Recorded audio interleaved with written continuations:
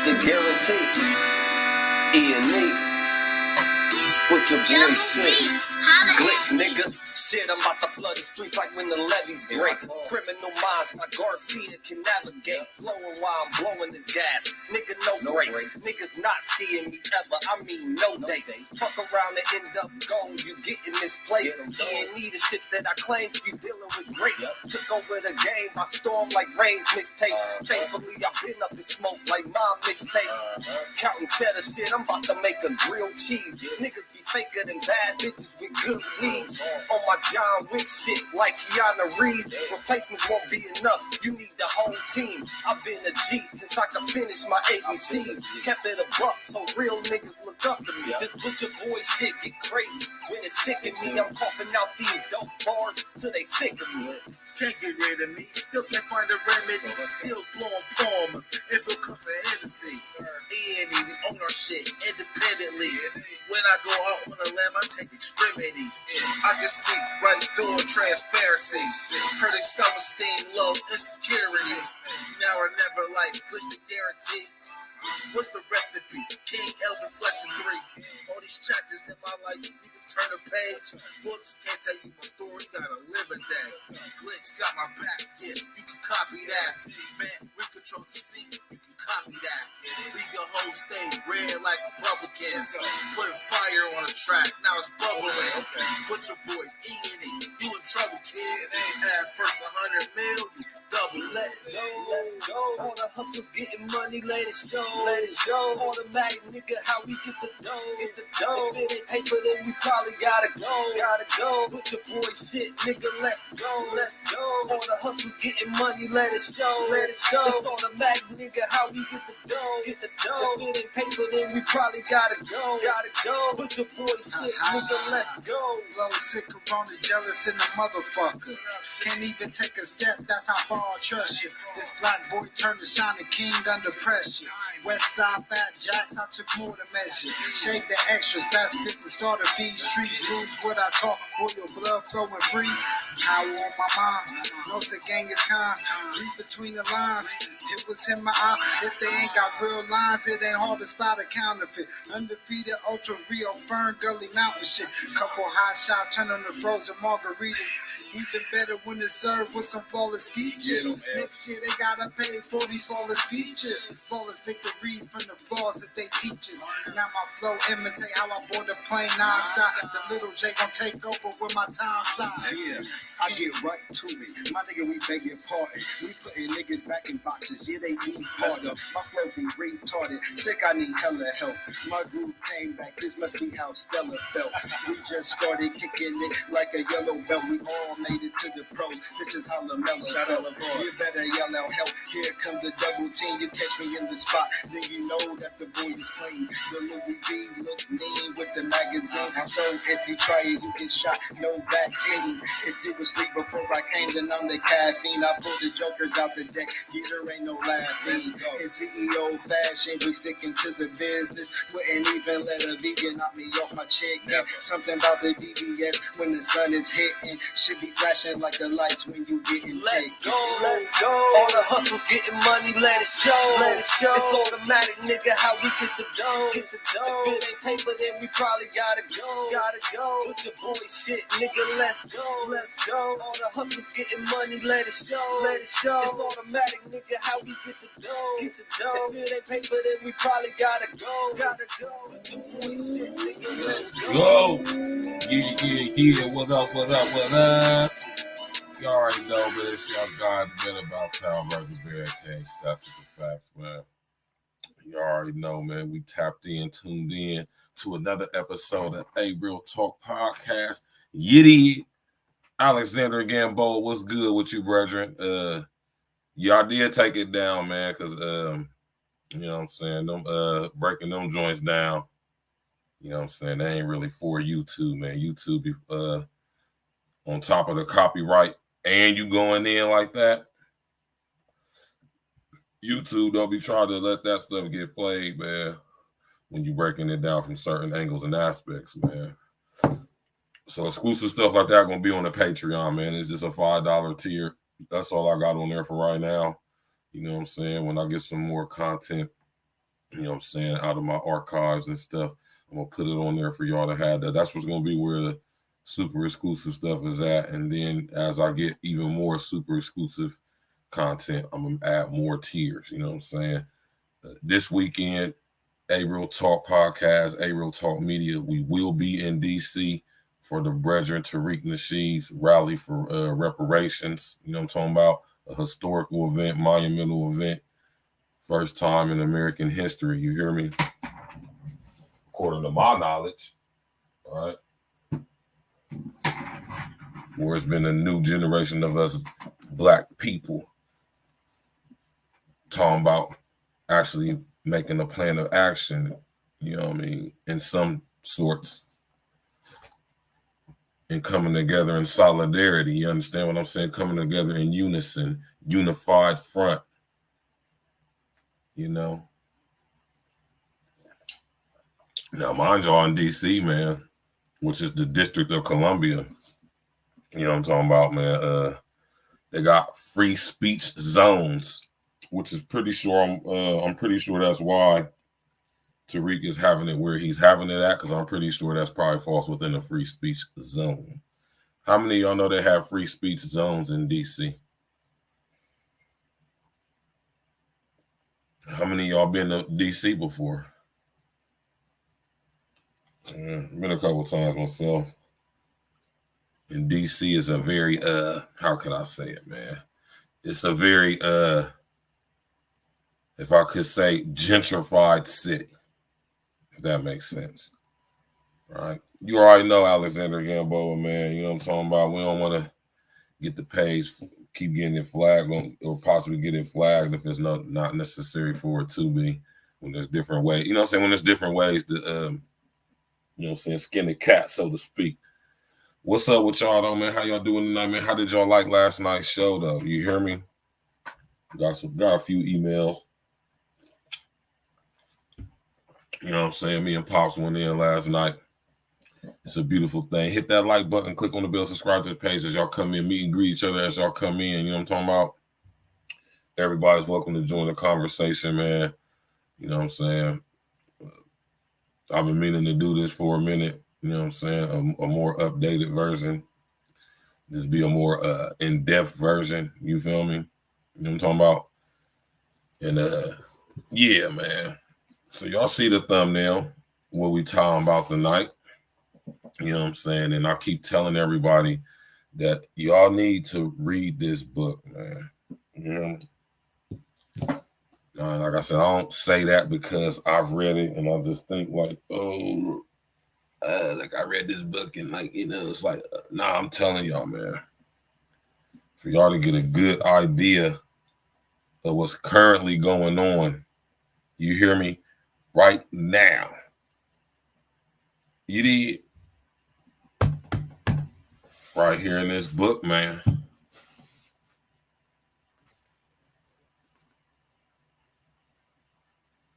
Oh, we're going to get to it.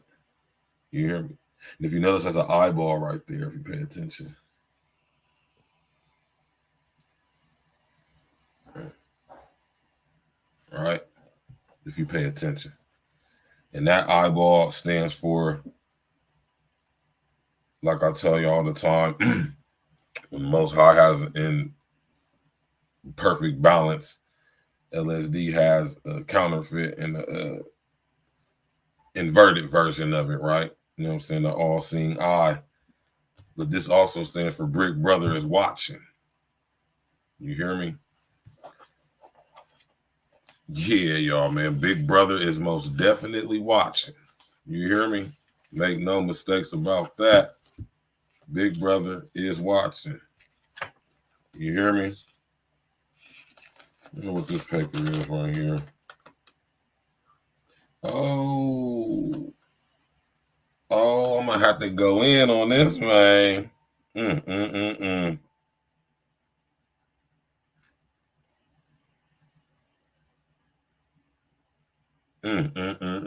just found a paper, dog. So, that's crazy, the stuff I find in my books and stuff when I actually look them. I ain't read them in a while, right? So basically, I got the whole breakdown right here. So I'm gonna have to go ahead and do this. Then this is I'm gonna have to go in on Harriet Tubman, right?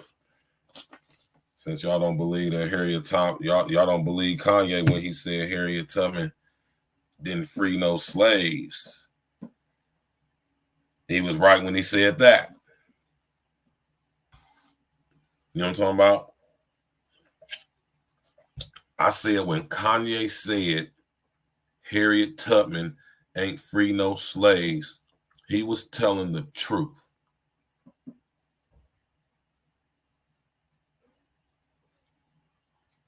When y'all ready for that conversation? When y'all gonna be ready for that convo? I got the whole breakdown right here. I got the whole breakdown right here, man. You hear me? The whole breakdown of Araminta Ross and who she really was, who she worked for, who her parents really were, and all of that. You did. And that's another topic for another day, man. But right now, tonight, we're getting into this George Orwell 1984. Right? Now, I know the notification's probably going to take a little second to get out because, you know, over here at A-Real Talk, man, we have real talk. You know what I'm talking about? We break things down in a way that's going to get the unintelligent artificial intelligence attention for real. You hear me? You know what I'm saying? But it's all good because we're going to go in. Pause. Right? Let me cam up real quick again. Y'all see this, right?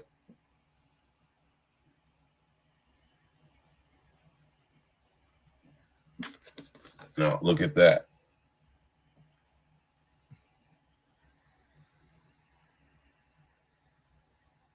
Y'all see that? Y'all be spending way more than that on a cup of coffee or something, man. Y'all spend more on that than more than this on goddamn it, straight bullshit. You hear me? $9.99. I got this at Barnes and Noble. Right? And my copy of Brave New World, I got it from Barnes and Noble. So go get this book, man. Go get it. You hear me? And really read it. Study it. Really over, enter, outer, understand what you actually read and when you read this book. You know what I'm talking about? Yeah, man. Yeah. So, yeah, man. George Orwell. Like I said, whenever we talk about anything we're going to talk about, y'all, we got to start with the foundation. You know what I'm talking about? We got to start with the goddamn it foundation. You hear me? Let's go. Off your pretty baby heat, nigga. Dope. Let's go. Right? George Orwell. Right? This guy. Right? His name is Eric Arthur Blair. That's his real name. But better known by his pen name, George Orwell. He was an English novelist, essayist, journalist, and critic. His work is characterized by lucid prose, social criticism, opposition to totalitarianism, and support of democratic socialism. Right? Out of the United Kingdom, of course. And he's from the UK itself. You know what I'm talking about? Parent was Richard Walmsley Blair. You hear me? This guy.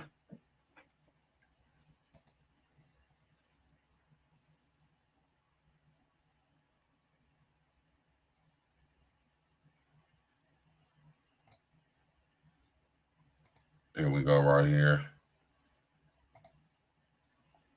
That's his pops right there. You know. Pretty sure you dig into this guy's background. Pretty sure him and Tony Blair are related somewhere down the line. I'll be willing to put money on it. Now, I haven't never done my due diligence on that just for the simple fact I never cared to. But I'm pretty sure Tony Blair and Eric Arthur Blair, I'm pretty sure somewhere down the line, they are related. Both British, both last name Blair, certain circles and families, I'm pretty sure they're related. All right. But yeah, that's his Pop Squally right there, man. You know what I'm talking about? And, George Orwell, you know, like I say, or real name Eric Arthur Blair. So you see how I keep telling y'all got to get into who these people's people is. Let me hold on real quick. Y'all got to start looking at who these people's people is, man. You hear me? When y'all doing y'all's research into these people, look at who they daddy is, who they mama is. This information is out there. You just have to be able to connect the dots, right? And it can get very tedious. You know what I'm saying? Very strenuous. But oh, is it worth it when you put it all together? And then over time, it'll come part of your memory that you can, you know what I'm saying? It's a beautiful thing, man. Eric Blair, though, man, right? Real name, Eric Blair. Pen name, George Orwell. You know?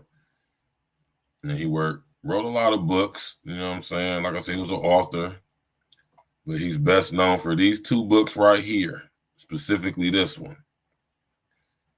Animal Farm in 1984. All right. Now, 1984, man, you know what I'm saying? This book right here, this book is deep, man. You hear me, man? And I strongly suggest that all of y'all go get it, man, and read it before it's too late. And when I say too late, I mean before you won't be able to get it a book anymore. You hear me? That's another book we're going to go over, too. I think that's what I'm going to start doing on the Little Monday series, man. Start breaking down these books that I'll be talking about to y'all about so y'all can have a deeper insight to them. You know what I'm talking about? But George Orwell or Eric Blair out of the United Kingdom, you know what I'm saying? He was a famous author, literarian, you know what I mean? And this is this guy right here. I'm going to put up more pictures of him. You feel me? That's him right there. With that pencil mustache and creepy shit. That creep mustache right there, boy. But yeah, though, man. George Orwell, you know what I'm saying? Famous writer, you know what I'm saying? Novelist. You know what I mean? He was a guy back in the day who, you know, discussed certain things, talked about certain things, questioned certain things. You know what I'm talking about? And he was very infamous. You hear me? If y'all know what that word, he was very infamous. But he wasn't just talking crazy. He wasn't some crazy quack literary dude writing books on what he felt was his depiction of European governmental society or any of that crazy stuff. No, he was involved. He was writing from a place of knowing. And I dare say that Orwell or Blair was definitely warning people in the future. You hear me? I strongly believe that. You know what I'm saying? Like, I strongly believe that. Hold on real quick.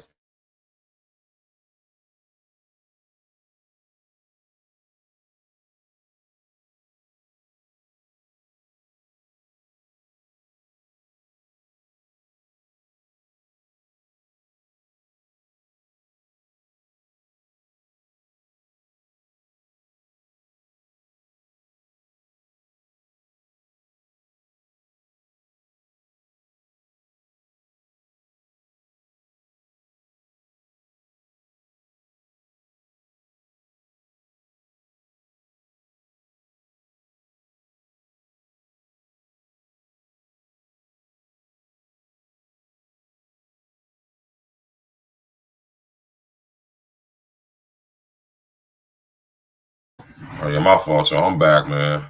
Yeah, man. You know what I'm saying? And he wasn't just speaking like a guy who just saw things a certain way because he, felt some type of way about how things was. Nah, man. And use his imagination to depict it creatively. Nah.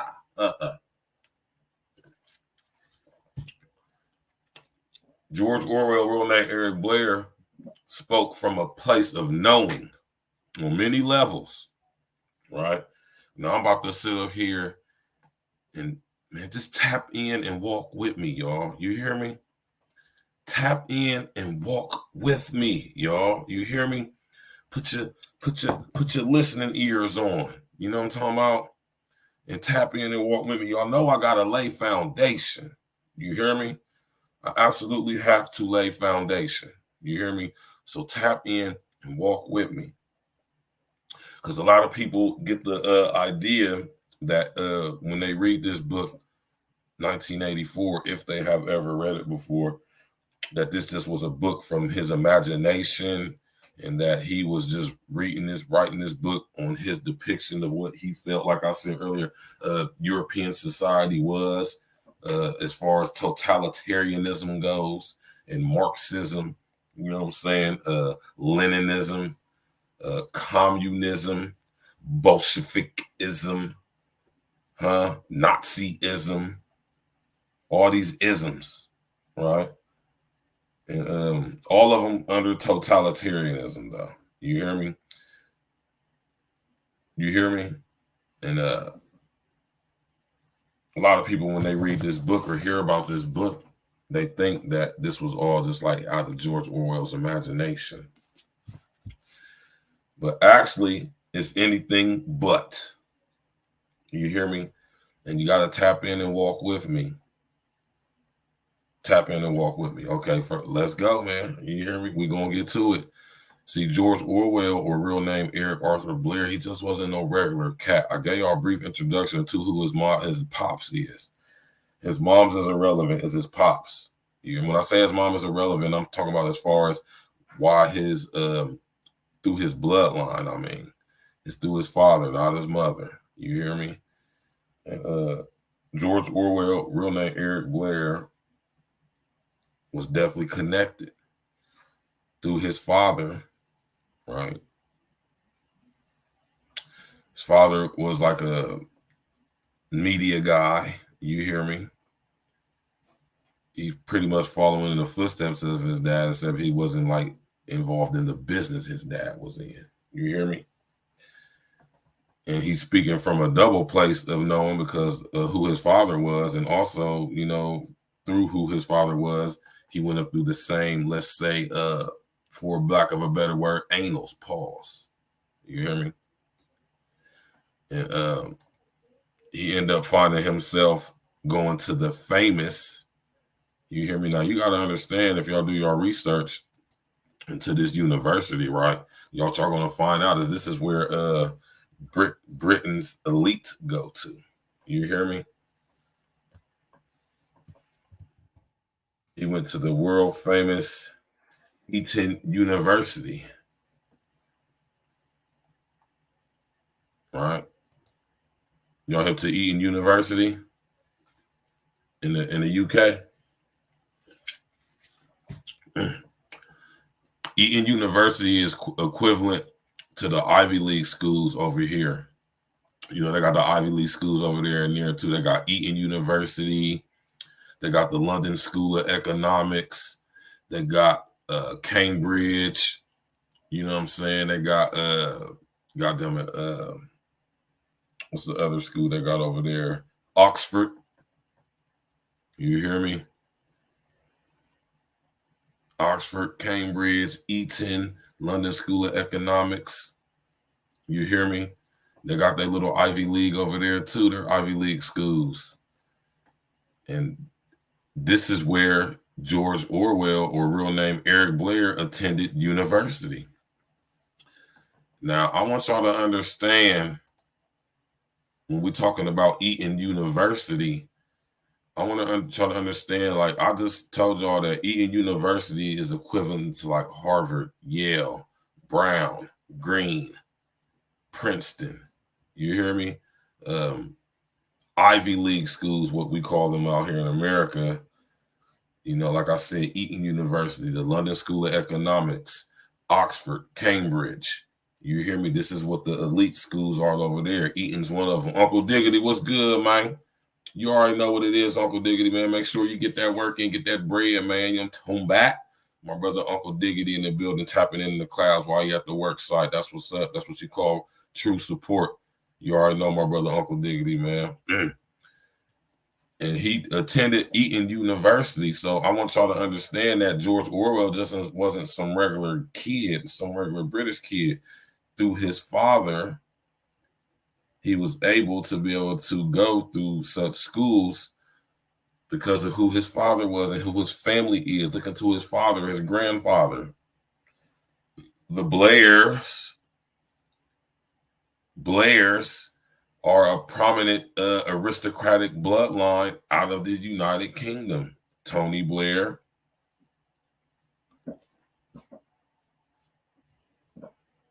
Eric Arthur Blair, his father, you know. Look into the Blair bloodline. You feel me? So he attended Eton University, right? And it's another guy who I'll be talking to y'all about as well. We're going to go no homo in on him next Monday, right? Another guy I'll be talking to y'all about is this guy right here who wrote the book Brave New World.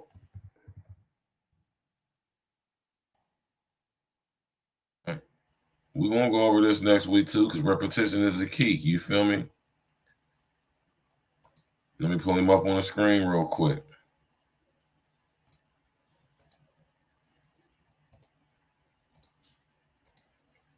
Aldous Huxley. Aldous Huxley wrote Brave New World, right?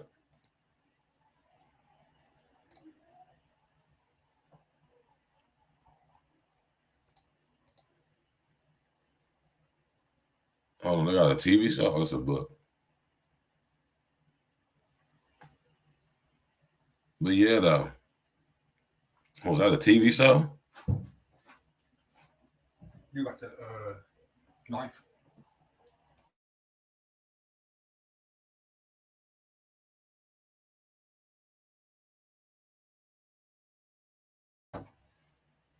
Brave New World. I didn't know this was a TV. This is a TV show. I didn't even know they had this as a TV show. It's crazy. But yeah, this is the copy that I got right here. This the cover that I got right here. Mine. You feel me? We ain't gonna do that. We're gonna take that off. Y'all see it right there, though. You feel me?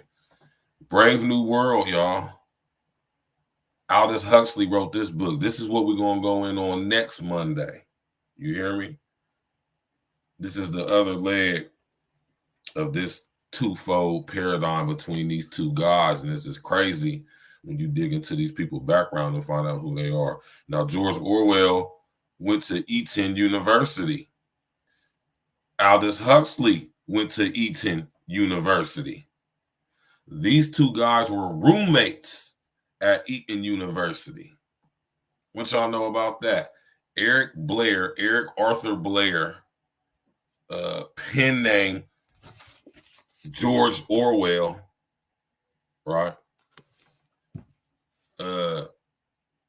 Aldous Huxley, he wrote Brave New World, right?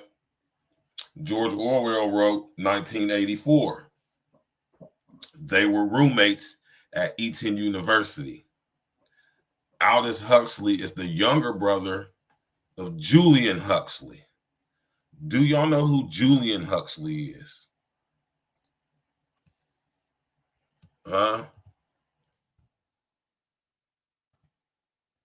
Julian Huxley is Aldous Huxley's elder brother, right?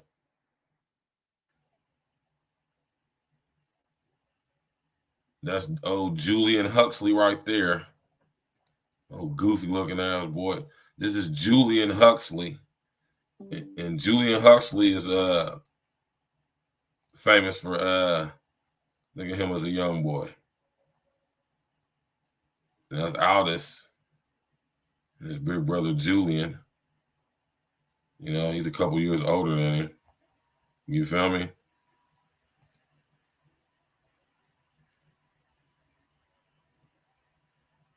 Was Julian Huxley a eugenicist? Was Julian Huxley a eugenicist since his time as a student at that's another one, Balliol College, Oxford, right? And young zoologist, he was a committed eugenicist.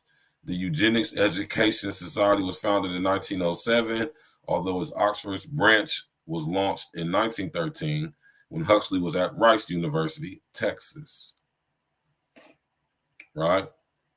Sir Julian Sorrel Huxley was an English evolutionary biologist, eugenicist, and internationalist. He was a proponent of natural selection and a leading figure in the mid-20th century modern synthesis. So this means that he dealt specifically in biology, right? Physiology, and all things to do with how the body operates.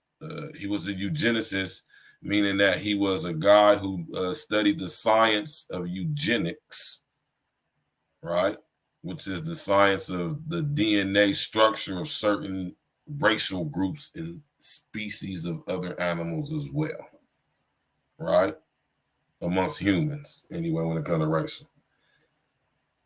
And they came up with basically mad science technology on how they could go about using certain diseases and viruses and frequencies and energies to affect certain genome types, certain DNA biological structures, right?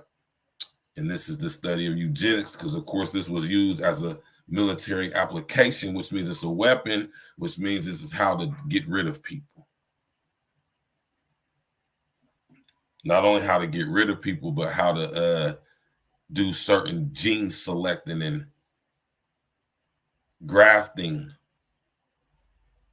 to get a certain type of product, much like when you breed dogs, right?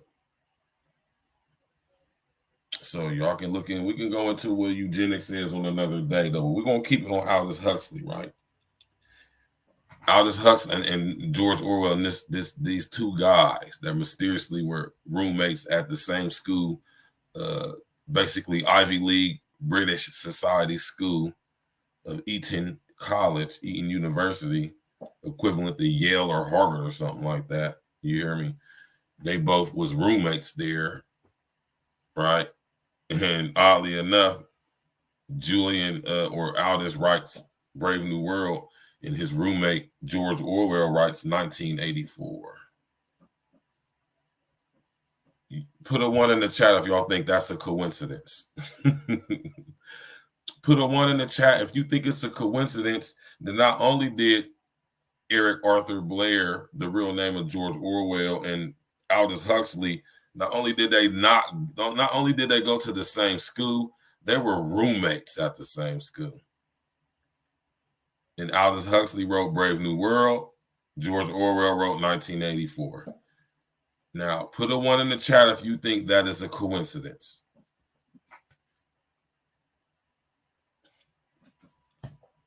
You hear me? Put a 1 in the chat if you think that this is a coinky-dink. You did. Now, oddly enough, 1984 was published in 1948.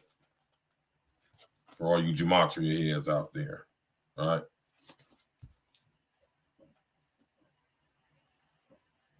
Put a 1 in the chat if y'all think that it was a accident or out of the blue situation, coincidence or coinky-dink, like we say, that Aldous Huxley, who wrote Brave New World, and George Orwell, real name Eric Arthur Blair, who wrote 1984, do y'all think that it was happenstance that these two guys not only went to the same college with each other, but were roommates with each other.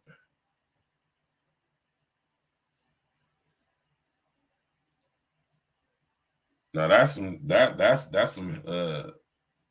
hell of a coincidence, if you ask me. I absolutely do not accept it. Right? And hey, maybe this research I've done into this situation, maybe I might be wrong. You hear me? I might be wrong, y'all. But I beg to differ and I doubt it. You hear me? Just simply because anything that I'm connecting the dots on is facts. You hear me? So in this age of the truth has now become illegal, which George Orwell was talking about in this book. The truth has now become illegal, right? What's the mantra of the Ingsoc regime? Hold on. Let me take old goofy looking Julian Huxley off the goddamn screen real quick. He old goofy looking white dude, man. All right. Y'all see that? War is peace. You hear me? What's that? Freedom is slavery. Ignorance is strength.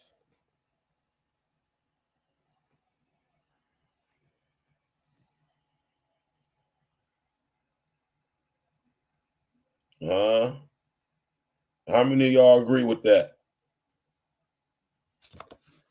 Right?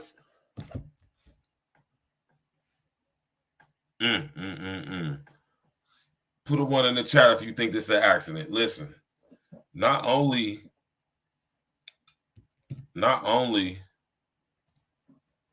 did George Orwell, real name Eric Blair, and Aldous Huxley go to the same college and also were roommates, they also were both members of a secret fraternal organization. So if anybody think that this is an accident or happenstance or just, oh, what do you know? You're sadly mistaken, right? Sadly mistaken. What y'all know about the Fabian Society? Never heard of the Fabian Society?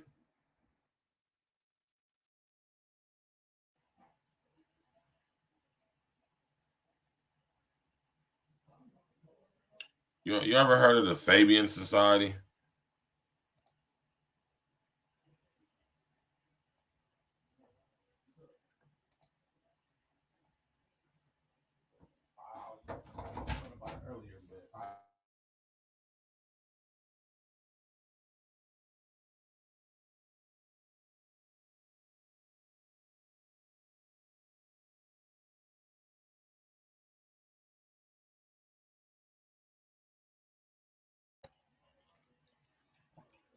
What y'all know about the Fabian Society?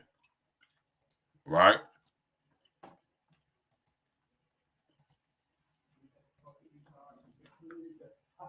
What y'all know about what's on the screen? The Fabian Society. Right? I gotta lay foundation, y'all. You hear me? They were both members of the Fabian Society. Right? The Fabian Society is a British socialist organization whose purpose is to advocate the principles of democratic socialism via gradualist and reformist effort in democracies rather than by revolutionary overthrow, right?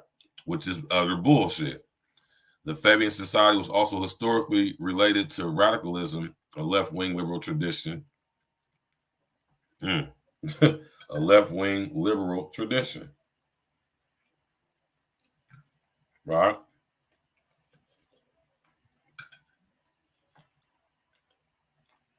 Now,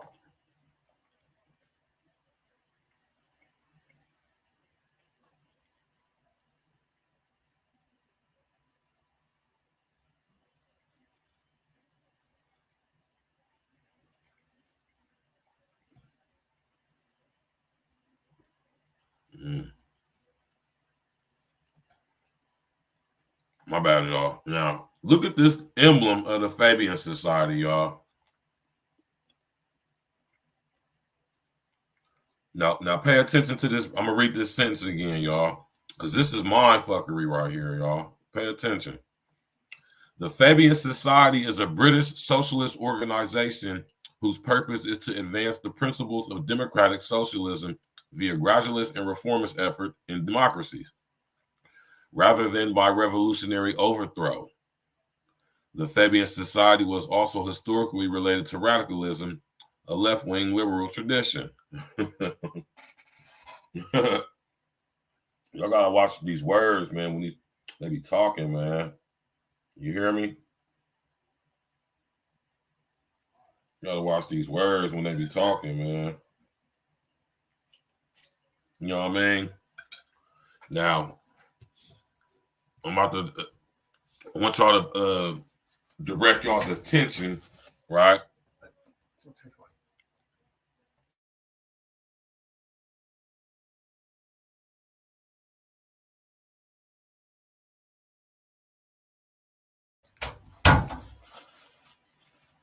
Right. Now pay attention to this, y'all. Walk with me now. You hear what they just said. I'm gonna read it one more time. The Fabian Society is a British socialist organization.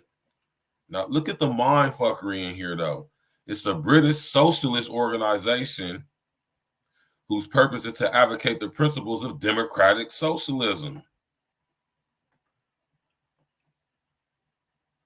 Y'all know that democracy and socialism ain't the same thing, right? And to say you live in a democratic socialist, that is a misnomer. That is mindfuckery right there. That's kind of to this. You can't be a socialist and a Democrat at the same time. Totally opposite belief systems.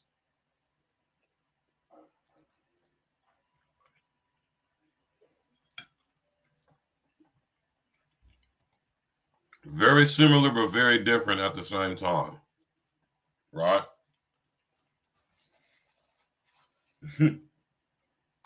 This stuff is crazy, y'all, right? Tap in, hit the like button, man. We going in, man, right? So under the disguise of being for democracy, and y'all, democracy is not a good thing, man. Democracy means like rule of the mob, right? And we ain't the mob. I'm letting you know that right now. We are not the mob, especially in America. Far from it. We are the proletariat or the pros, as they are referred to in 1984. Right? Now, pay attention to this Fabian Society thing. Y'all tap in and walk with me, man. They were both members of the Fabian Society. And under the guise of being for democracy and so-called freedom and fairness and righteousness, their emblem or their symbol for their society. Look at this, y'all. That's like a dragon type situation right there, though. But look at this one right here.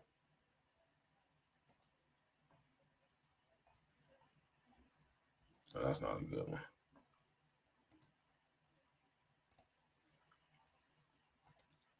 It's going to be a good one right here.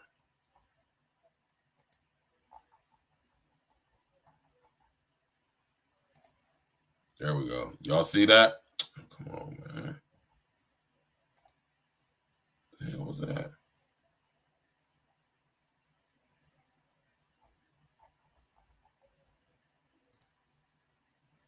That was some bullshit.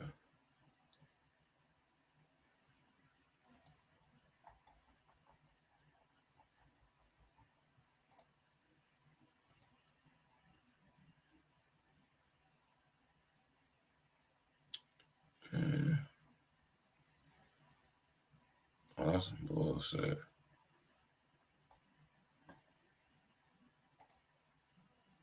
Oh man, now they messing the whole demo up, y'all. Man, hit that like button, y'all. Hold on, let me get well, y'all see it right there. Y'all can see it. Y'all notice that the symbol for the Fabian Society is a wolf in sheep's clothing.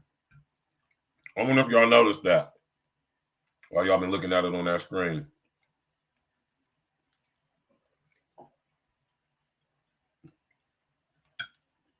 Y'all notice that? Notice that the Fabian Society's emblem, symbol, logo is a wolf in sheep's clothing. This is a wolf with a sheep wrapped around his back. So that should let you know what the Fabian Society is about all right there. The first thing you should automatically get from that is that it's secret. And that they're trying to fool you and trick you because underneath they're a wolf, but they really got a sheep wrapped around their back. So that should let you know what the Fabian Society is all about, right?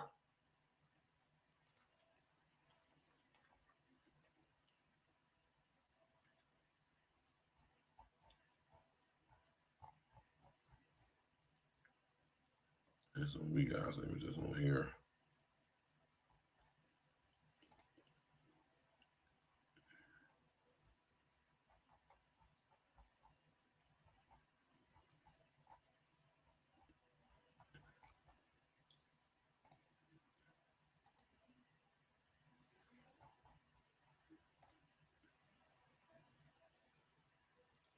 Y'all see it?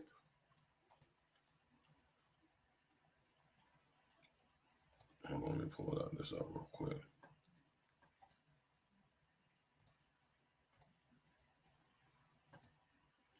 Y'all see that?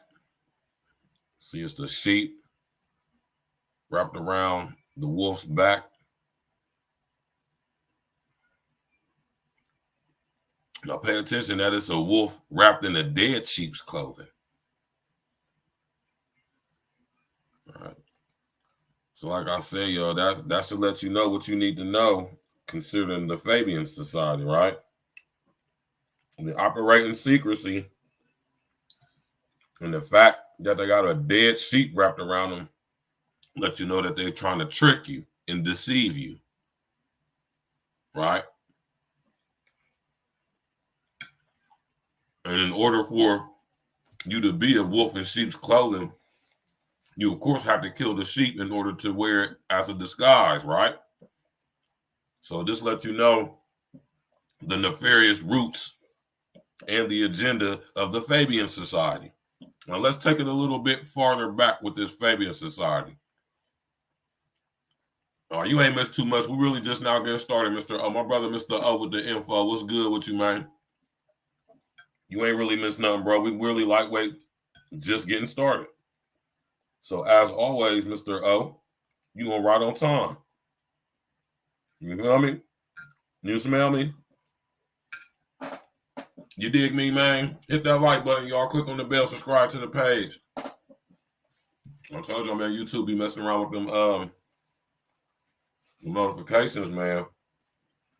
You hear me?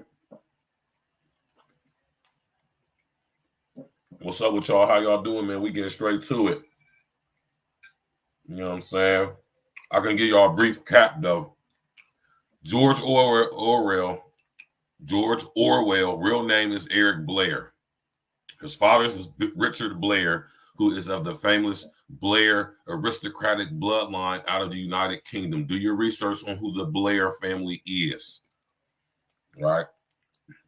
And through his bloodline connection, Eric Arthur Blair, whose pen name is George Orwell, and wrote the book that I'll always be talking to y'all about called 1984. Right? Right? And through his bloodline aristocratic connection, he was allowed to go to the prestigious, right? Y'all know I could just wrap this real quick, man. Right? He went to the prestigious Eton University, right? Eton University is a part of Oxford, Cambridge, London School of Economics. You understand me? These are the Ivy League British schools, institutes of higher education.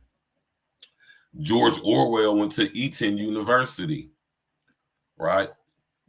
He also went to Eton University. You hear me?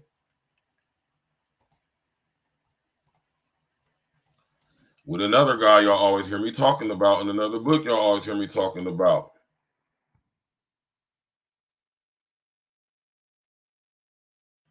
This guy right here. Let's bring him up on the screen.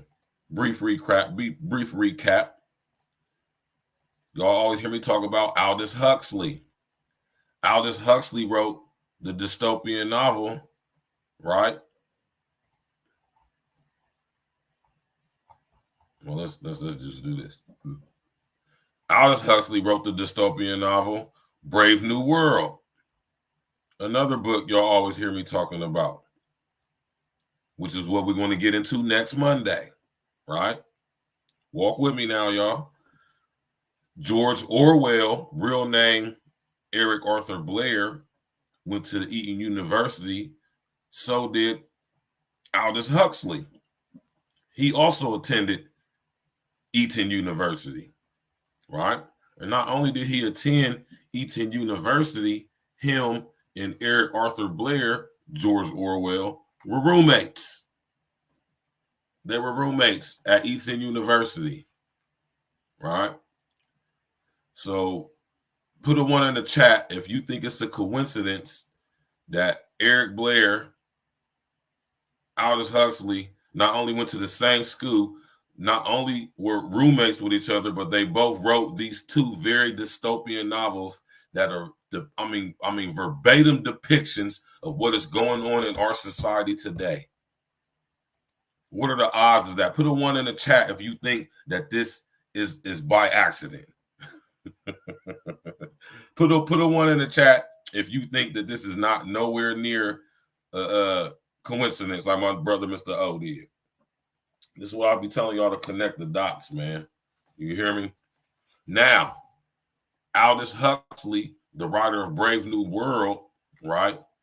His brother, his older brother, right? His older brother was who? Julian Huxley.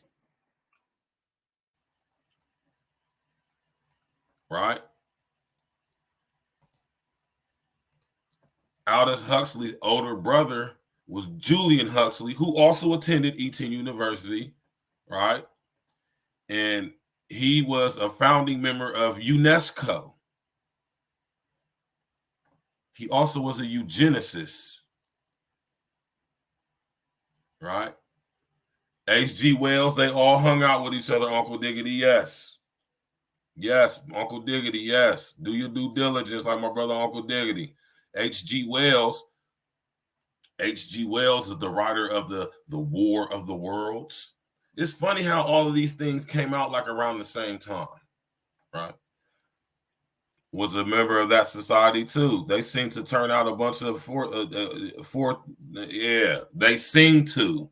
They ain't telling out no forte. They telling out what they know to happen, what they told to do, and the way they're told to do it.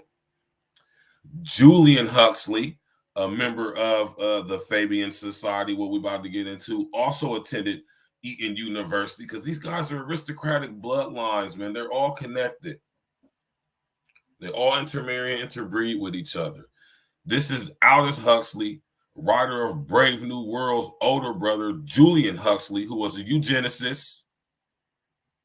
He also helped found UNESCO. Right? Right? All three of these guys were members of this society right here. Secret fraternal organizations, like I'll be telling y'all need to find out what these secret fraternal organizations are and who are members of them. Anybody who operates in secret should definitely be questioned and not trusted at all. You hear me? Yeshua didn't operate in secrecy.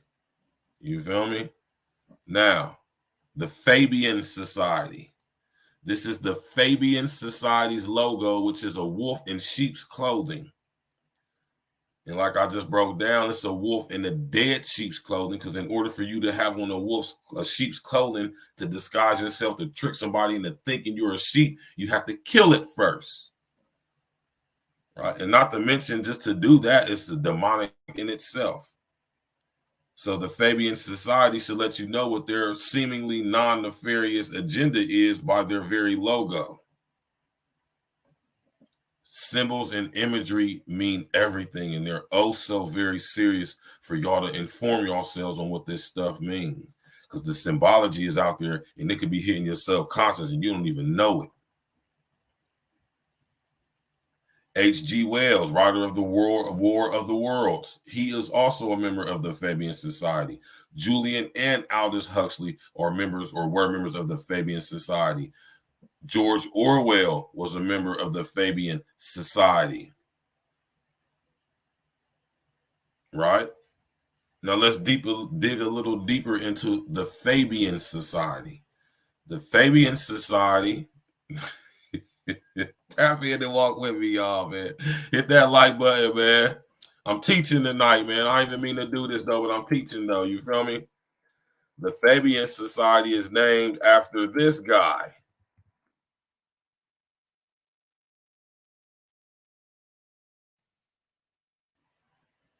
Huh?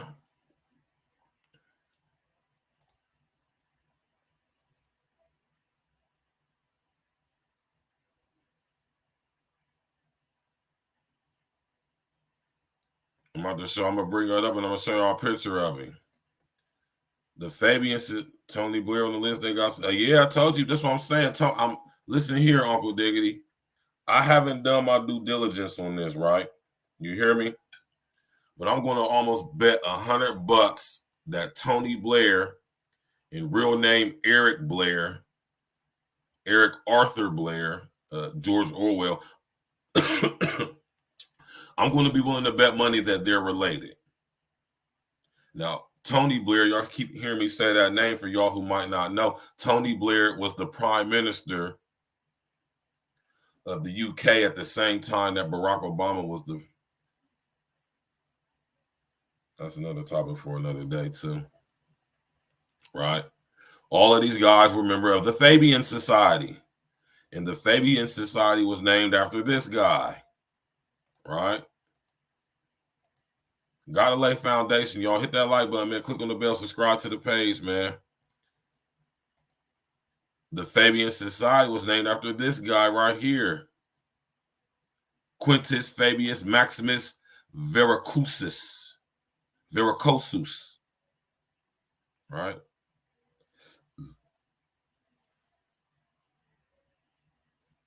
Fabius was the consul in 233 and 228, as well as censor in 230.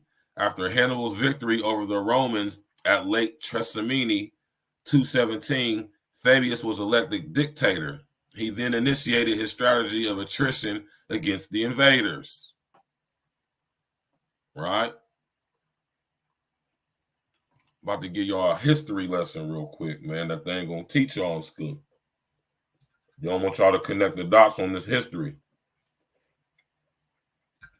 You hear me, y'all? That's why they don't teach this stuff in school, because they don't want us to connect the dots on the history. You hear me? Now, Quintus Fabius Maximus Vericusos, right? He was a Roman statesman. You hear me? Like a senator. And he was also a general, right? In the 3rd century BC, around the same time that who was popping in Rome, tearing Rome, no homo, out the frame, kicking their ass, stomping a monkey foot mud hole in the Roman Empire Republic's ass. Y'all know I'm about to bring our brother up, man. You hear me?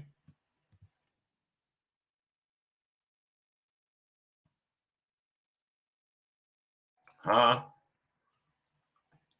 This dude right here look familiar to y'all? See, a lot of y'all be talking about this dude, but a lot of y'all really don't know who he really actually was, right? So y'all talk about this guy, the brother. I'm about to bring the other. Hold on, let me bring him up first. Let me bring him up first. I'm gonna bring him up second, right?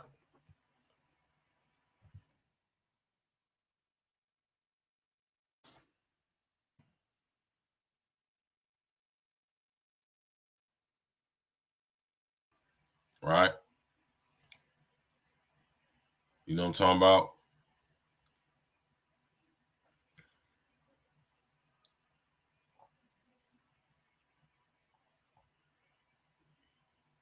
You hear me? Because our homie was giving them trouble. You hear me? Tearing the Roman Empire out the frame, man. You hear me? Pause. Our brethren Hannibal. You hear me? Hannibal was a Carthaginian, or what is present day like Libya and stuff like that. You hear me? And statesman who commanded the forces of Carthage in their battle against the Roman Republic during the Second Punic War. You hear me? My man Hannibal, man. Hannibal was a gangster. You hear me? Right? Y'all done did your research on Hannibal a little bit, right? You feel me? So the other dude who I was talking to y'all about, Fabius Maximus, or Quintus Fabius Maximus Veracruzos, right? He was the guy who was left in charge, right? After Hannibal beat Rome, like tore him out the frame. You know what I'm saying? Fabius was elected the dictator. You feel me? See, what they would do back in the day is Hannibal took over that area, but Rome was you know what I'm saying, that was like a silent agreement, like a, you know what I mean?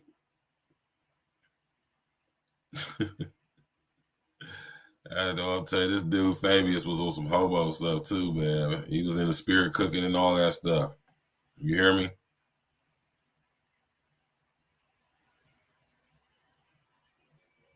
You hear me?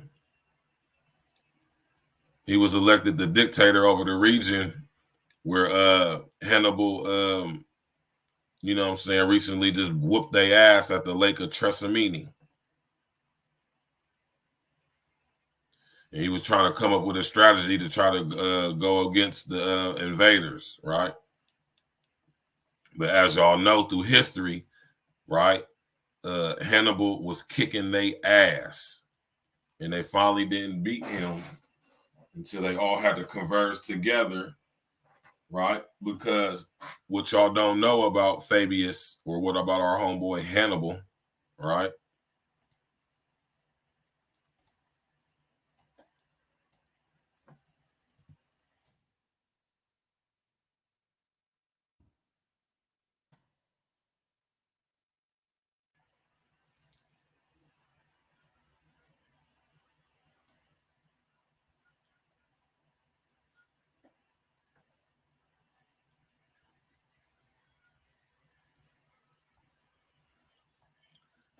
Our brother Hannibal was a gangster, man. You hear me?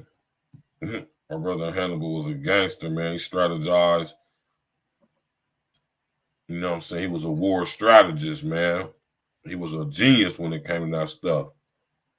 Tearing the Roman Empire out the frame. They didn't know what to do. They had to go get the Persians. They had to go get the Persians, the Egyptians. They had to go get everybody to go against Hannibal, man. You hear me? That's the only way they defeated him, basically at Tripoli. What we was considered present day Tripoli, right? Right. So when it comes to this,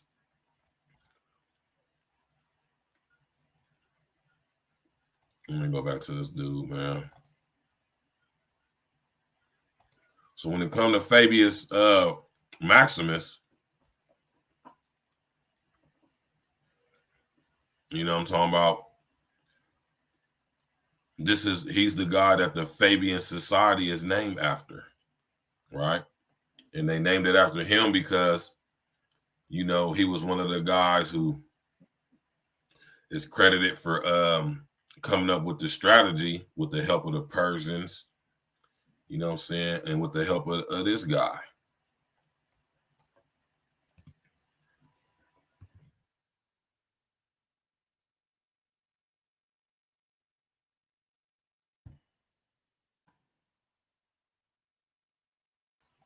Let me make sure I'm pulling up the right thing.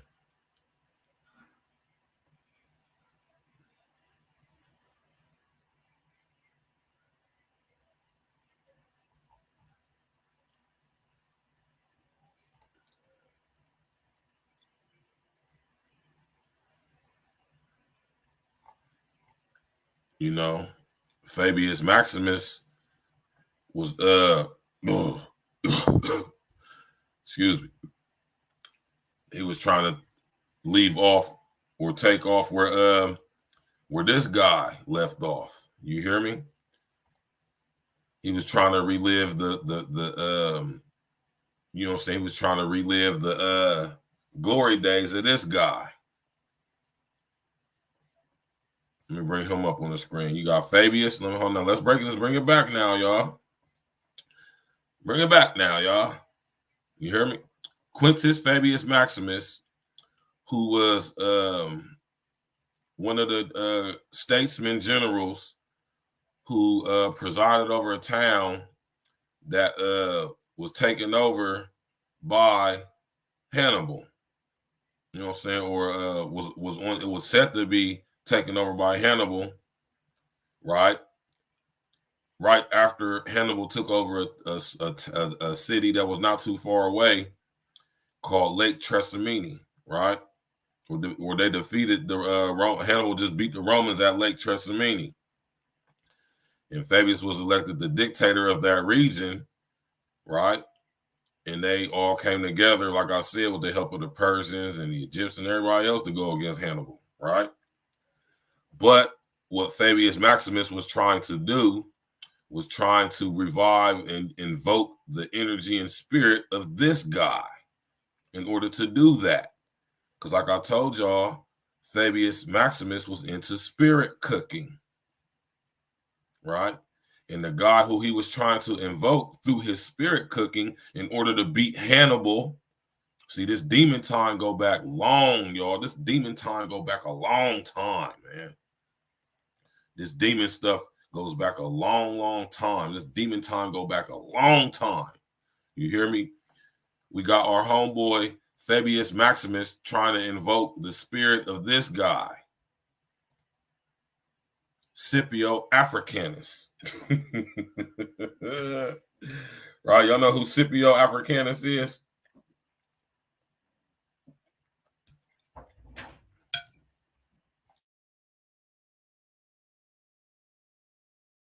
Y'all know who Scipio Africanus is, man?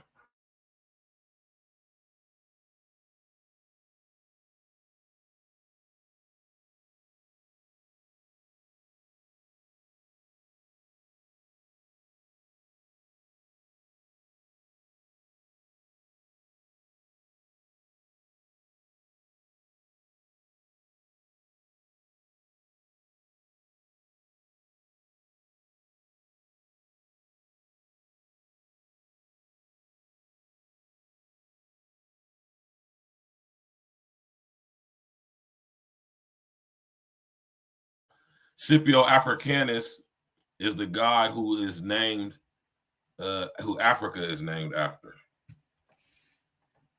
Y'all. Right?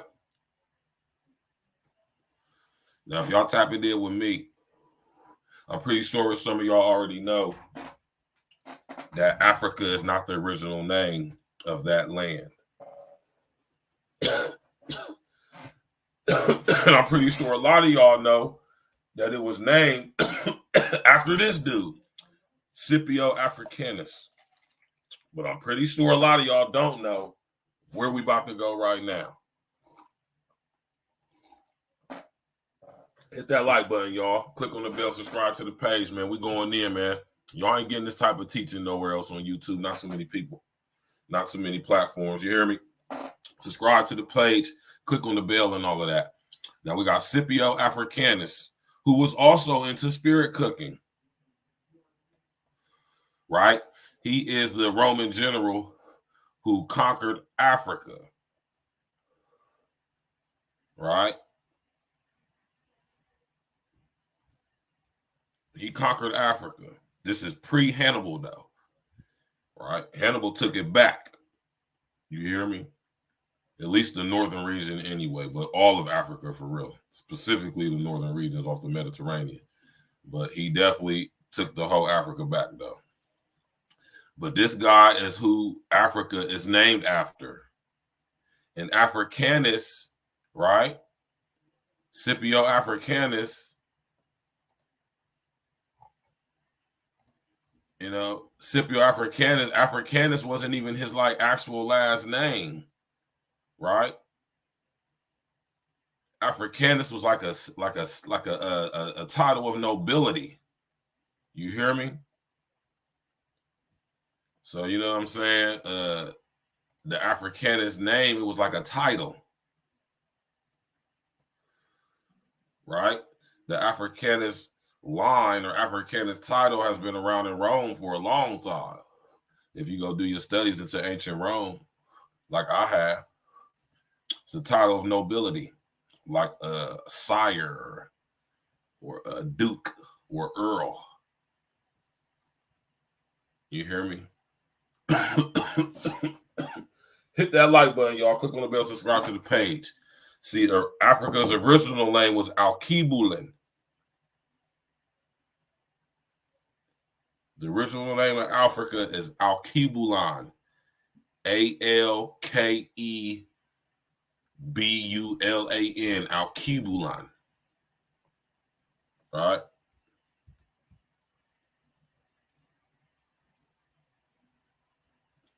And it was named Africa after Scipio Africanus led the armies that eventually ended up overthrowing Africa. Of course, with the help of many others, but it happened nonetheless. And then we got about 100 or so years later, you know what I mean? We got our homeboy Hannibal came through and took Africa back. Right?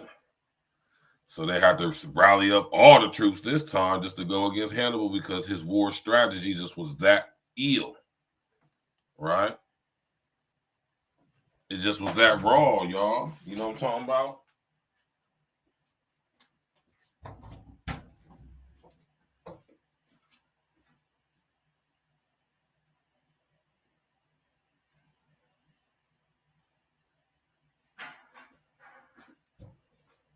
It was that ill, man. You know what I'm talking about? They had to all join together to come at Hannibal. You feel me? And they was finally successful. And that's what we seen when we watched that movie Gladiator, y'all. You hear me? Y'all remember Gladiator when they played the Battle of Carthage? Y'all remember that?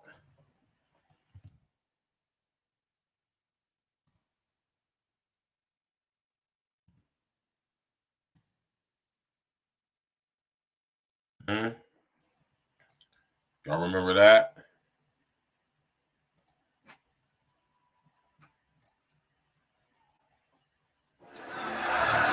Fair use, fair use.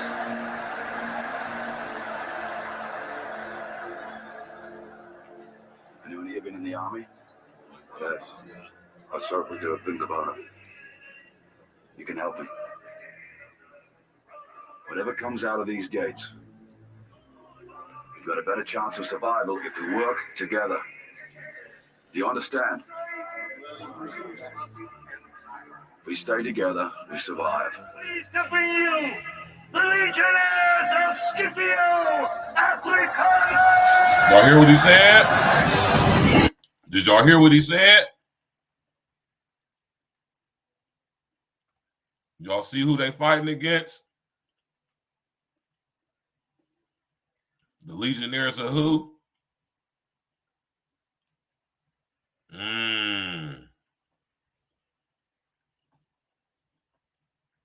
Let's go. Discusiing, the Legionnaires of Scipio Africana!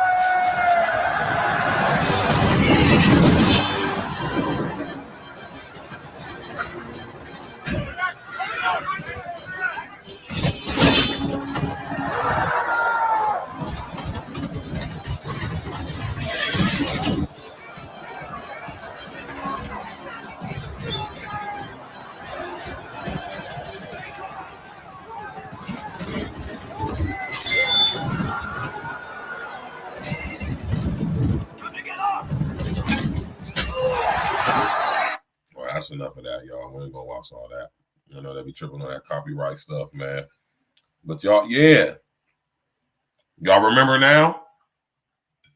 Remember that scene from Gladiator? The Battle of Carthage? They called him the the barbarian Hannibal.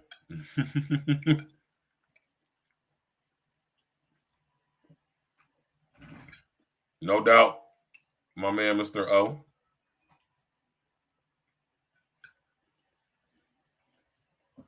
Right?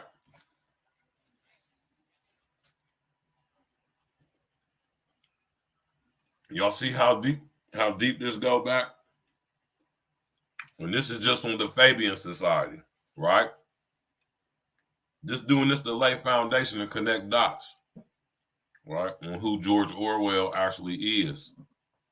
You know what I'm saying? He ain't just some Rudy Poo dude who wrote this book because he had an ill imagination and he just saw things a certain way in society. No. He was speaking from experience and information he was privy to due to his family connection through him. Now that he's a grown man, young man, right? And writing this book, 1984. You did. Right?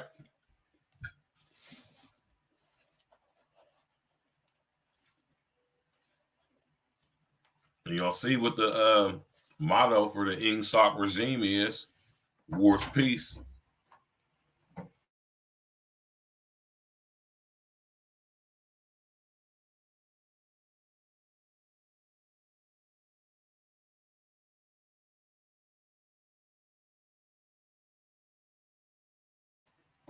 Yeah. War is peace. What does it say? War is peace, freedom is slavery, and ignorance is strength. Is that not our society currently today?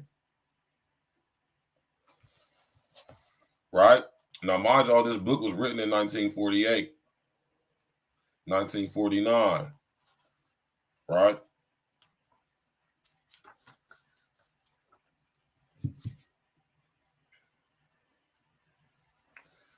I'm going to read the blurb on the back of the book for y'all.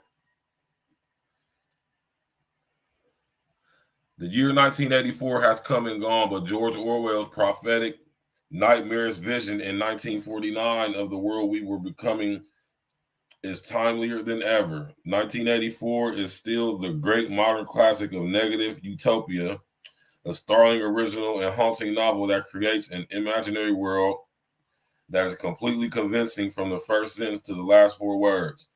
No one can deny the novel's hold on the imaginations of whole generations or the power of its admonitions, a power that seems to grow, not lessen, with the passage of time.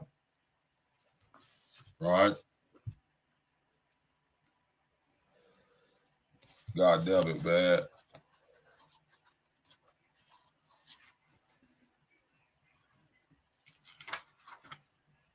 Winston Smith is the main character in this book, right?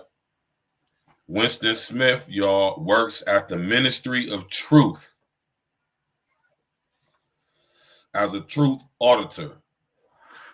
Ain't that a hell of a term for you right there? Right?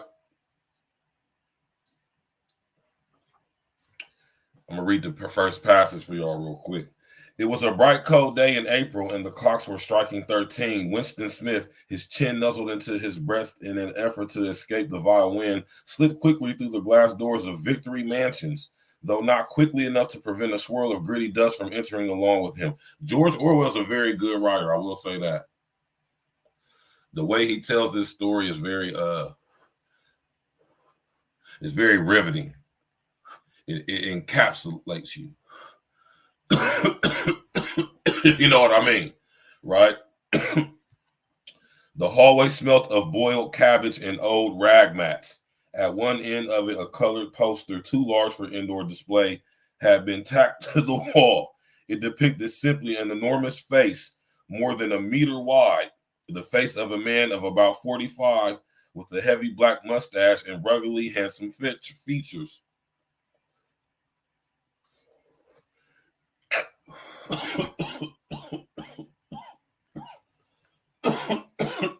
Hold on, y'all, man. You know I'm smoking and trying to read. Let me put this down real quick.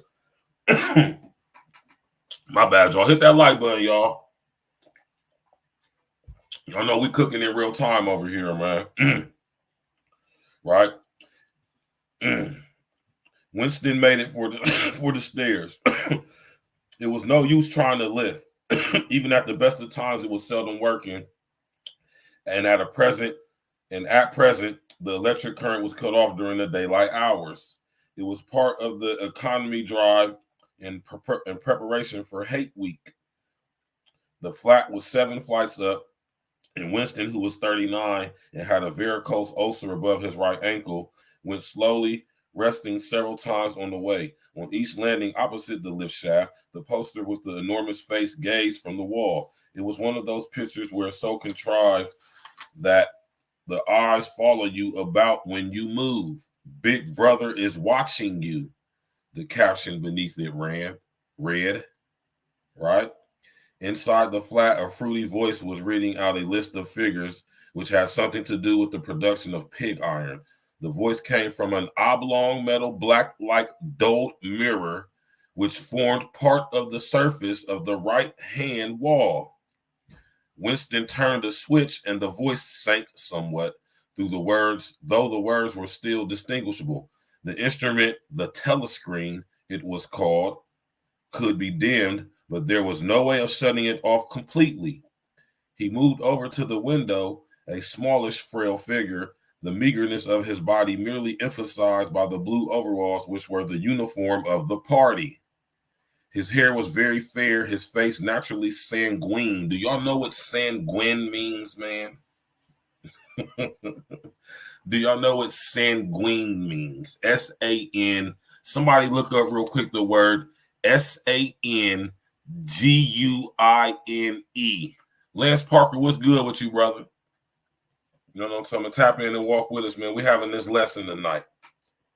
It's a pleasure to teach, man. You hear me?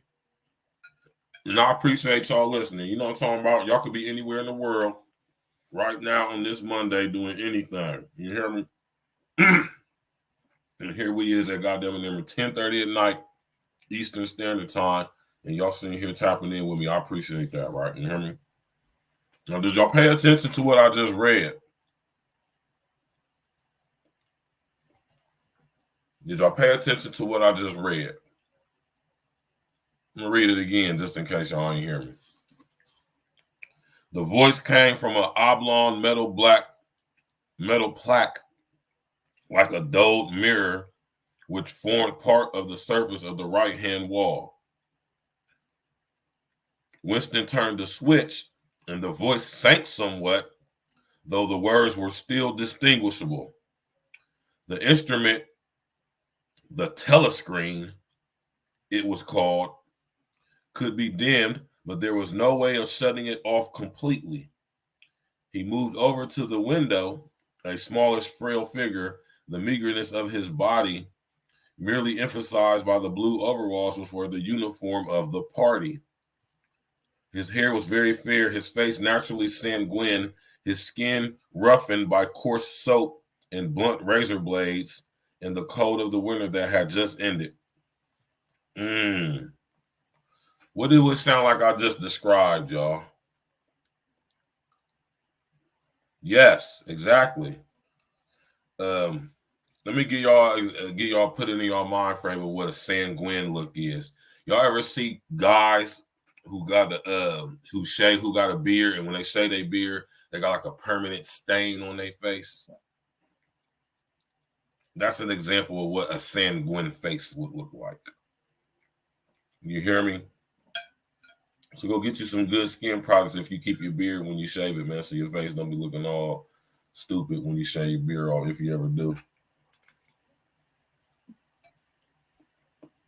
Y'all need to make sure y'all beard is good underneath, skin is good underneath them beards, man.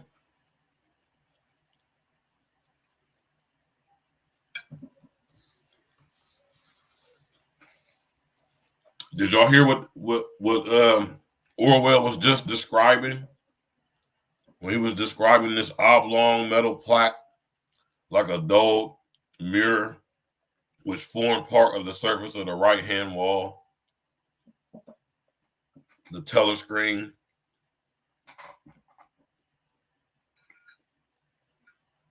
Y'all got to pay attention to these books, man. Now, this book was written in 1948, but published in 1949. You hear me? And in 1949 or 48, Eric Blair, George Orwell was talking about smart TVs. What we got now. And what's sad enough is we just now getting them in the rudimentary versions of. We just now starting to get the really somewhat advanced ones. We ain't even seen what they really got with these augmented virtual mixed reality joints they got now. Y'all ain't even hip to them, right?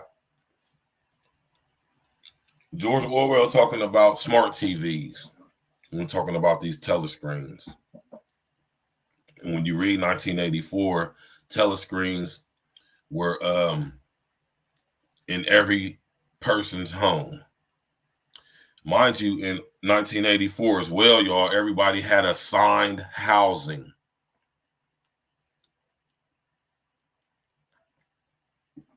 Y'all hear what I said, man? I said in this novel, 1984, people had assigned housing.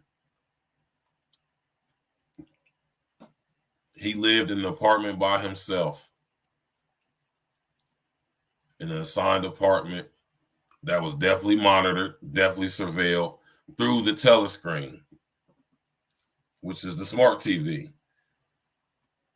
And wherever you went in this building, as you walked through the building, there were big posters splayed everywhere of the huge face of Big Brother. Just to looking at you wherever you go. And you got to understand what something like this does to the psyche too, man. You hear me?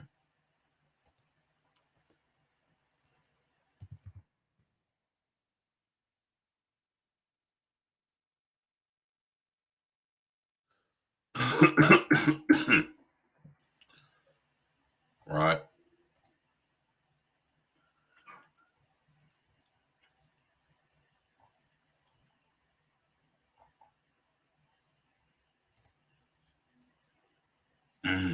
Right.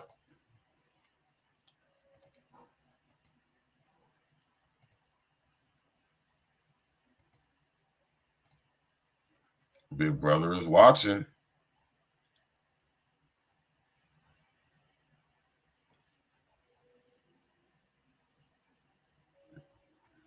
Let me go get a better one.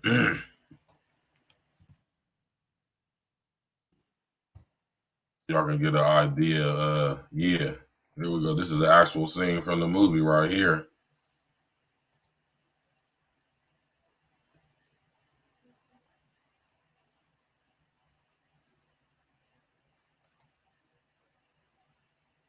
I'm about to do none of that.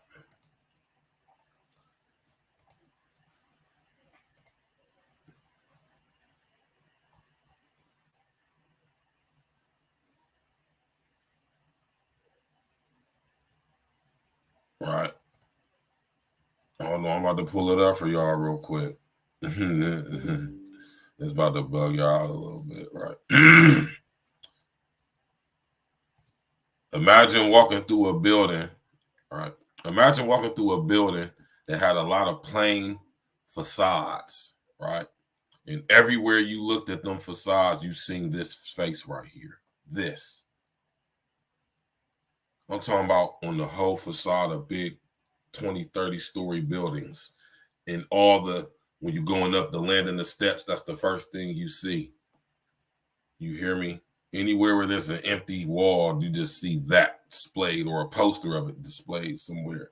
These eyes, and it's always saying, Big Brother is watching. Right?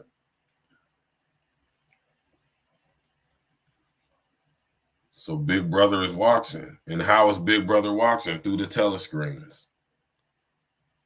Every house or every apartment or every living quarters for everybody in the regime of Ingsoc, in the government of Ingsoc, which is the English Socialist Republic. English is spelled with an I, not an E. Y'all better know the difference between that right there. And it's a totalitarian government where Big Brother says all, knows all, sees all, hears all. Everybody has a sign working. There's no language out that can express or lead somebody to be inclined to have individual thought, hence the term groupthink.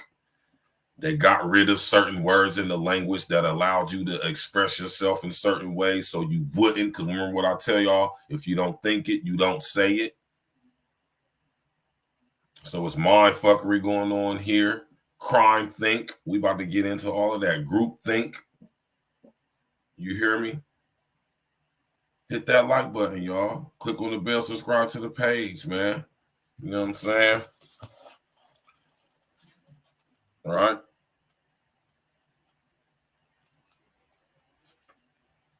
Let me find this one selection for y'all, man.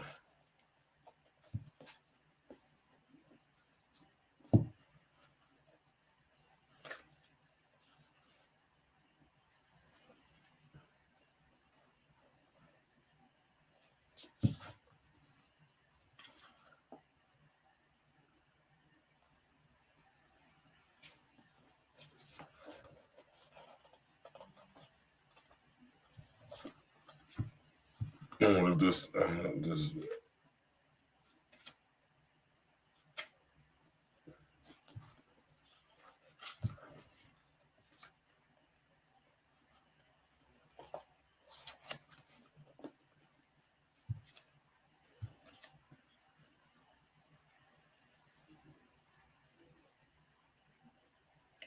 Yeah, man. Right.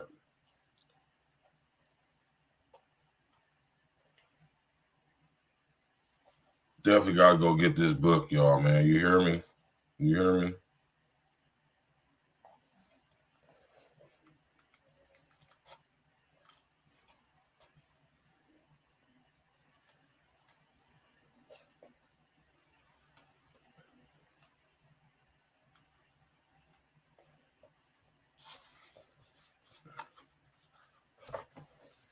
Hold on real quick. Just bear with me real quick, y'all.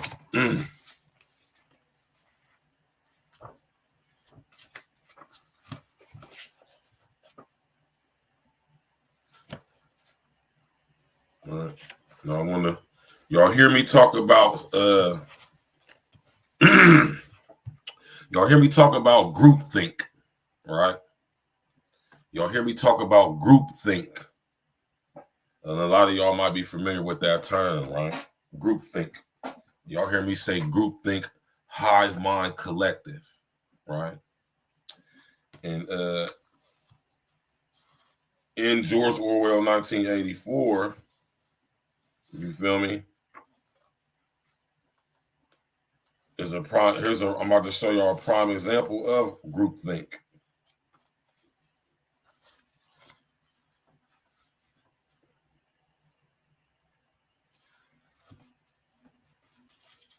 Hold on real quick. Let me find my spot real quick.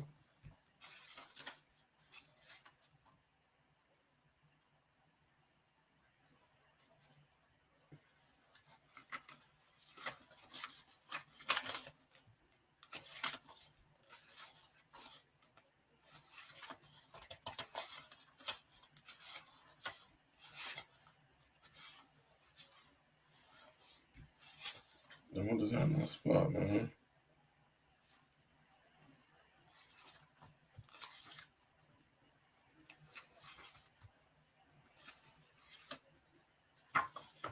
Hold on, I just damn. Don't you hate when you do that, man?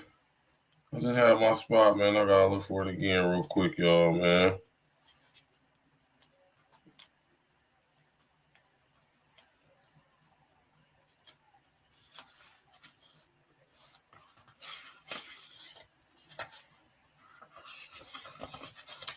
Y'all hear me talk about groupthink, right? Groupthink, hive mind, collective. You hear me? I'm about to find my goddamn spot, man. I know I'm tripping. I just seen that shit in here, man.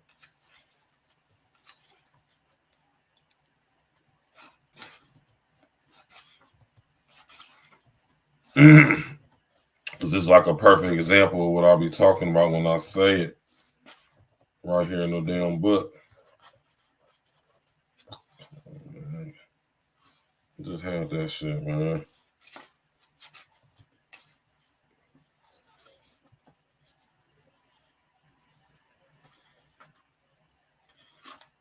All right, well, since I'm right here, I'll just hit this with you. Y'all hear me talk about cognitive dissonance a lot too, right? You hear me? And here's a pure example of cognitive dissonance right out of the book, right? This is on page 80. In the end, the party would announce that 2 and 2 made 5, and you would have to believe it. It was inevitable that they should make that claim sooner or later. The logic of their position demanded it. Not merely the validity of experience, but the very existence of external reality was tactically denied by their philosophy. The heresy of heresies was common sense. And what was terrifying was not that they would kill you for thinking otherwise, but that they might be right. For after all, how do we know that 2 and 2 make 4? Or that the force of gravity works? Or that the past is unchangeable? If both the past and the external world exist only in the mind, and if the mind itself is controllable, what then? Right? And think about that. That's powerful, man, because that's like kind of like what our society is right now. You know, that's a prime example. That's a pure example of cognitive dissonance right there, man. You feel me?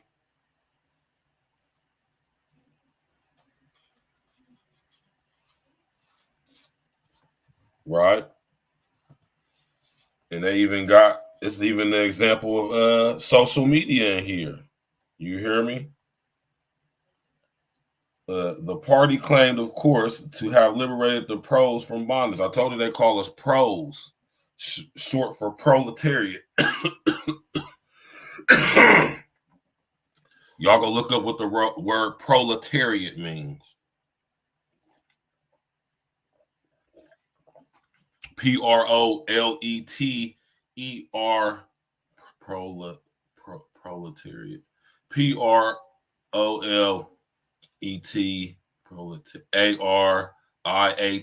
proletariat, right? The party claimed, of course, to have been liberated the pros from the bondage, or from bondage. Before the revolution, they had been hideously oppressed by the capitalists, and they had been starved and flogged. Women had been forced to work in the coal mines. Women still did work in the coal mines. As a matter of fact, children have been sold into the factories at the age of 6. But simultaneously true to the principles of doublethink, the party taught that the pros were natural inferiors who must be kept in subjection like animals by the application of a few simple rules. In reality, very little was known about the pros. It was not necessary to know much. So long as they continued to work and breed, their other activities were without importance. Left to themselves, little cattle turned loose upon the plains of Argentina, they had reverted to a style of life that appeared to be natural to them, a sort of ancestral pattern. They were born, they grew up in the gutters, they went to work at 12, they passed through a brief blossoming period of beauty and sexual desire, they married at 20, they were middle-aged at 30, they died for the most part at 60. Heavy physical work, the care of home and children, petty quarrels with neighbors, films, football, beer, and above all, gambling filled up the horizon of their minds. To keep them in control was not difficult. A few agents of the thought police moved always among them, spreading false rumors and marking down and eliminating the few individuals who were judged capable of becoming dangerous, but no attempt was made to indoctrinate them with the ideology of the party. It was not desirable that the pros should have strong political feelings. All that was required of them was a primitive patriotism which could be appealed to whenever it was necessary to make them accept longer working hours and shorter rations. And even when they became discontented, as they sometimes did, their discontent led nowhere because, being without general ideas, all the way dumbed down, they could only focus it on petty, specific grievances. The large evils invariably escaped their notice. The great majority of pros did not even have telescreens in their homes. Now think about what that means to the people who didn't have telescreens in their homes, but they still followed the line of the party. And they weren't even heavily surveilled like people who actually had telescreens in their homes. Even the civil police interfered with them very little. There was a vast amount of criminality in London, a whole world within a world of thieves, bandits, prostitutes, drug peddlers, and racketeers of every description. But since it all happened among the pros themselves, it was of no importance. In all questions of morals, they were allowed to follow their ancestral code. The sexual puritanism of the party was not imposed upon them. Promiscuity went unpunished. Divorce was permitted.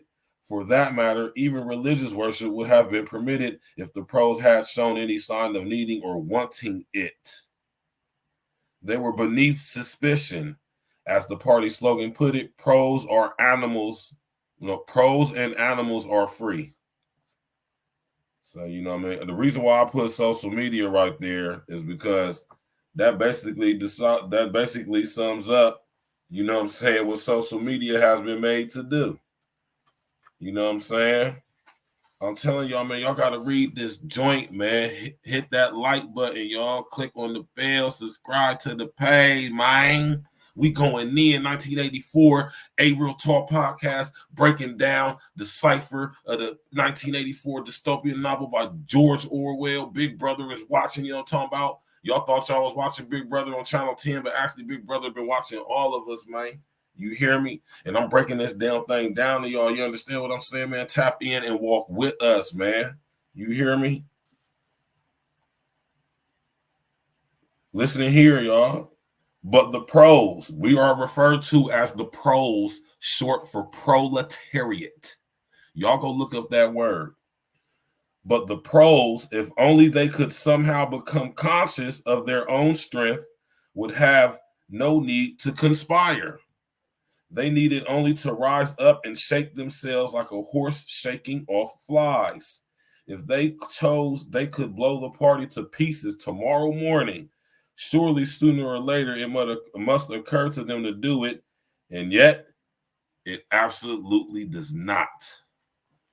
And then y'all ridicule, condemn, vilify, and want to crucify those of us who are sitting up here breaking this stuff down and telling y'all what the fuck you feel what the fuck is going on, man. You hear me? So many jewels in this book, man. You feel me? Y'all hear me talking about the memory hole, right? Y'all recall when y'all hear me talking about the memory hole? What happened in the unseen labyrinth to which pneumatic tubes led, he did not know in detail. Now, I told y'all that Winston works at the Ministry of Truth, as a truth auditor. He combs through with a fine-tooth comb all the books, magazines, periodicals, newspapers, even the radio station transcripts, and he combs through them with the machine. I can't remember what the machine is called, but it helps him see, and he gets rid of certain things. He has a whole list of information that they reported on that he has to get rid of, right? And then he has to ball it up on a piece of paper, right? And throw it in the incinerator, which they call the memory hole, right? Y'all hear me talk about this, right? What happened in the unseen labyrinth to which the pneumatic tubes led, he did not know in detail, but he did know in general terms, right? As soon as all the corrections which happened to be unnecessary in any particular number of the times had been assembled and collated, that number would be reprinted, the original copy destroyed, and the corrected copy placed on the files in its stead. This process of continuous alteration was applied not only to newspapers, but to books, periodicals, pamphlets, posters, leaflets, films, soundtracks, cartoons, photographs, to every kind of literature or documentation which might conceivably hold any political or ideological significance. Day by day and almost minute by minute, the past was brought up to date. In this way, every prediction made by the party could be shown by documentary evidence to have been correct, nor was any item of news or any expression of opinion which conflicted with the needs of the moment ever allowed to remain on record. All history was a palimpsest. I'm gonna have to look this word up, man. Palimpsest. One of y'all look up this word real quick, y'all. P-A-L-I-M-P-S-E-S-T.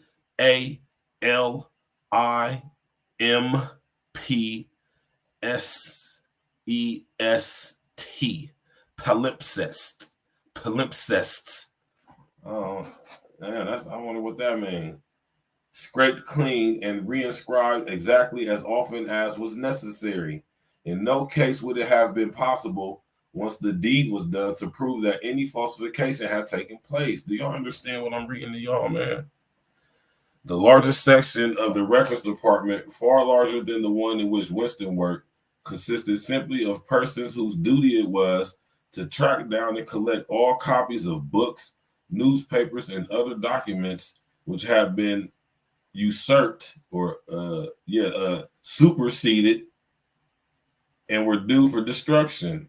A number of the times, which might, because of changes in political alignment or mistaken prophecies were uttered by Big Brother, have been rewritten a dozen times, still stood on files bearing its original date, and no other copy existed to contradict it.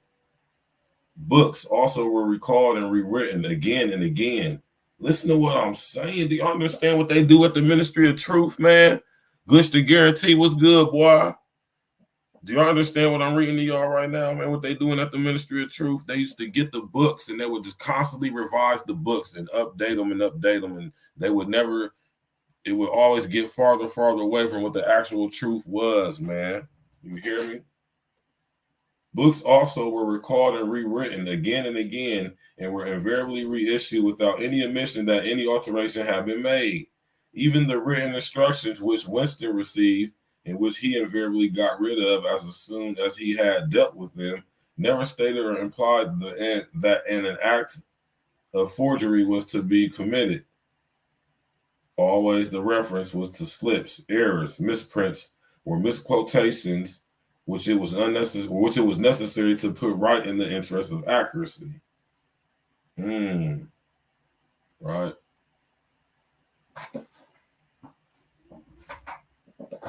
I'm telling y'all, this is laying out the whole demo right here, man. I keep telling you, and YouTube is being used to bring in the Ministry of Truth, and that was the memory hole right there, right? What is Wikipedia? Anybody right now could go to a Wikipedia page and add anything they want to it based on what they think it may be due to their due diligent research, which may be credible or which may not. Right? Hit that like button, y'all, man. We going in, man. We about to wrap this thing up shortly, man. You hear me?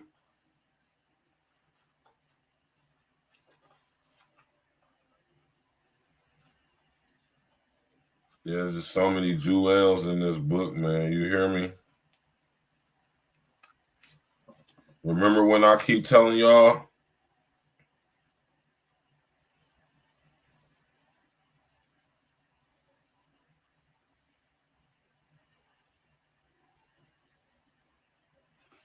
Remember I told y'all they gonna turn our kids into rat bastards? Y'all remember I keep telling y'all about that? Y'all pay attention. I'm telling you, they're gonna turn our kids against us, and they turning our kids into rat bastards. Right? Y'all gotta think how this is being done with Tekashi 6ix9ine and with this whole snitch culture being made to be acceptable and something to be cool to do. Not even so much as that, you know, people were snitching and not worried about, like back when our day growing up, you know, snitches get stitches and all of that. That was ingrained to us to not be a rat bastard, but now all of a sudden it's being reversed. And these kids are not only being told that it's okay, but they're being intrigued to do it. They're being manipulated into being rat bastards, right? Think about stuff you see on social media. You got these kids mad because their parents won't let them have an Instagram or a cell phone or whatever it is, airing their dirty laundry out. Huh? Remember I told y'all they're going to turn the kids into spies, agents for the system, to make sure us parents is in line. Huh? How many of y'all having trouble with wild kids right now? Huh? Your kid acting crazy. Kids acting crazy. Notice how they allowing kids to decide if they want to be a certain way. Think about if you are a parent who is not okay with the whole LGBTQ LMNOP barbecue committee agenda, and you live under this society. I'm telling you, I'm sitting up here trying to tell y'all, man, y'all need to read this book, man. Hold on, let's walk though. Let's read it though. Right? Hit that like button, y'all. Click on the bell, subscribe to the page. You know what I'm talking about? Up with your hands, yelled a savage voice. A handsome, tough-looking boy of 9 had popped up from behind the table and was menacing him with a toy automatic pistol, while his small sister, about 2 years younger, made the same gesture with a fragment of wood. Both of them were dressed in the blue shorts, gray shirts, and red neckerchiefs, which were the uniform of the spies. I'm going to read that again. A handsome, tough-looking boy of 9 had popped up from behind the table and was menacing him with a toy automatic pistol, while his small sister, about 2 years younger, made the same gesture with a fragment of wood. Both of them were dressed in the blue shorts, gray shirts, and red neckerchiefs, which were the uniforms of the spies. Winston raised his hands above his head, but within an uneasy feeling, so vicious was the boy's demeanor that it was not altogether a game. Right? You're a traitor, yelled the boy. You're a thought criminal. You're a Eurasian spy. I'll shoot you. I'll vaporize you. I'll send you to the salt mines. Suddenly, they were both leaping around him, shouting traitor and thought criminal, the little girl irritating her brother in every movement. It was somehow slightly frightening, like the gambling of tiger cubs, which would soon grow up into man-eaters. Damn. There was a sort of calculating ferocity in the boy's eyes, a quite evident desire to hit or kick Winston, and a consciousness of being very nearly big enough to do so. It was a good job it was not a real pistol he was holding, Winston thought. I told y'all they're going to turn these kids into spies. They're turning our kids into rat bastards. They're indoctrinating our kids. You hear me? And they're turning our kids into agent provocateurs, man. Right? And just to show y'all the act of reading, you hear me? That's what I wrote in the book. That's what I be doing when I be reading these books, man. You hear me? I don't just be reading them and shit like that. You know what I'm saying? I actually actively read. You hear me?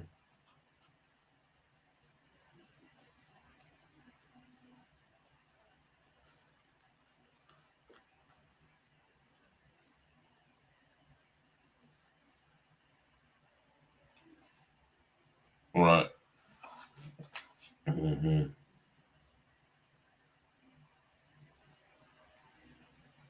Now listen to this, man. Right?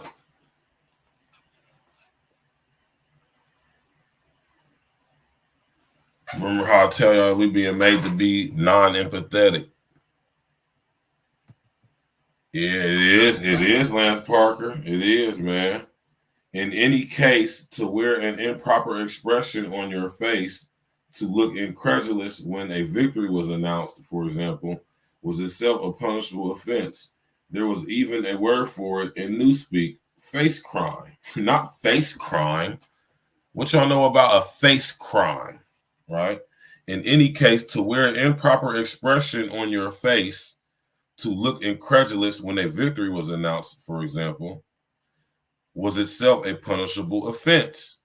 There was even a word for it in Newspeak, and the name for it is face crime, is what it was called. Imagine going to jail for making a facial expression that the state deemed was not in line with the party premise and the party rules. And think about biometric scanning and face recognition technology.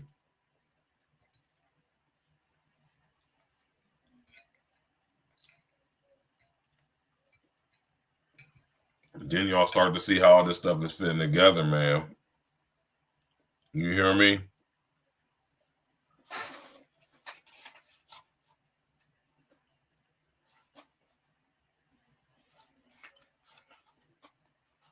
I'm telling y'all, man. I need to go read this book.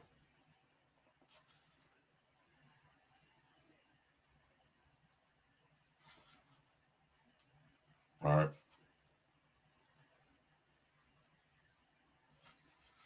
Now, y'all hear me talk about Newspeak, right? Y'all hear me talking about Newspeak. Now, Newspeak is what we witnessing right now on social engineering with the shortening of words, OMG, WYD, BFF, and all of that stuff, right? Right? Saying words, blending words together. Remember, it started when they started. This is part of the transgender LGBT LMNOP barbecue community agenda too.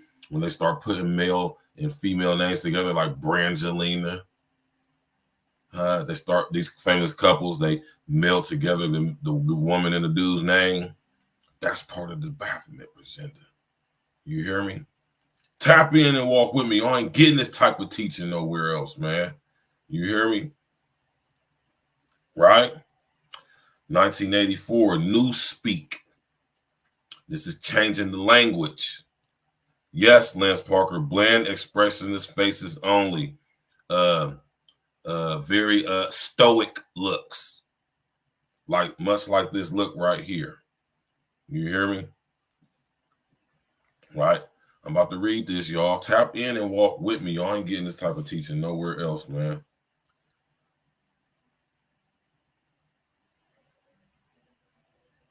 Okay. All right. The 11th edition is the definitive edition, he said. We're getting the language into its final shape, the shape it's going to have when nobody speaks anything else. When we finish with it, people like you will have to learn it all over again. You think I dare say that our chief job is inventing new words, but not a bit of it. We're destroying words, scores of them, hundreds of them every day. We're cutting the language down to the bone. The 11th edition won't contain a single word that will become obsolete before the year 2050. He bit hungrily into his bread and swallowed a couple of mouthfuls, then continued speaking with a sort of pedant's passion. His then dark face had become animated. His eyes had lost their mocking expression and grown almost dreamy. Right? It's a beautiful thing, the destruction of words. Of course, the great wastage is in the verbs and adjectives, but there are hundreds of nouns that can be got rid of as well. It is only the synonyms. There are only the synonyms after all. What justification is there for a word which is simply the opposite of some other words? A word contains the opposite in itself. Take some other words, or take good, for instance. If you have a word like good, what need is there for a word like bad? Ungood will do just as well, better, because it is an exact opposite, which the other is not. Or again, if you want a stronger version of good, what sense is there in having a whole string of vague, useless words like excellent, and splendid? Remember, I told you they want us to get rid of our human expression. They want us to get rid of our creativity, the thing that makes us human, which makes us cool, our ability to choose and express ourselves in any way that we say fit, not only strict to a certain specific task and role forever. Tap in and walk with me, man. Right? Ungood will do just as well because it's an exact opposite, which the other is not. Or again, if you want a stranger or a stronger version of good, what sense is there in having a whole string of useless words like excellent and splendid? All of the rest of them plus good covers the meaning, or double plus good if you want something stronger still. Of course, we use those forms already, but in the final version of Newspeak, there'll be nothing else. In the end, the whole notion of goodness and badness will be covered by only 6 words. In reality, only 1 word. Don't you see the beauty of that, Winston? In his BB's idea originally, it was BB's idea originally, of course. He added as an afterthought. Do y'all understand what I just read to y'all, man? You hear me? This is talking about getting rid of the language right here, man. Right, and I want y'all to understand, like I always tell y'all, man, our freedom to speak, our freedom of speech directly comes from our freedom to think, because everything originates as a thought. If we don't think it, we don't say it, which means we're not going to express it in our reality, right? And you wonder why our reality is so effed up now. You hear me? Because we operating totally out of order. Hit that like button, y'all.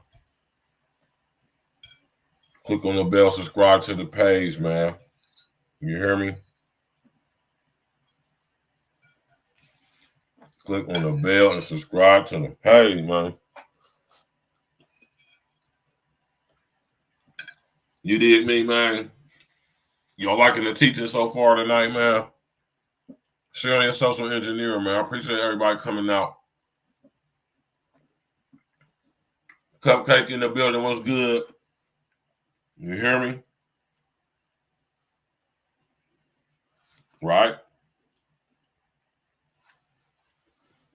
I'm going to continue reading. A sort of vapid eagerness flitted across Winston's face at the mention of Big Brother. Now, mind you, you got to watch your face, because you got to watch, make sure your face don't show no sign of personal thought or expressing like you're thinking about something other than what you're supposed to, because you might get hit with a face crime. What y'all know about face crime? Now watch what I'm listen. Listen, y'all. Y'all know about this deep fake technology. Y'all know about this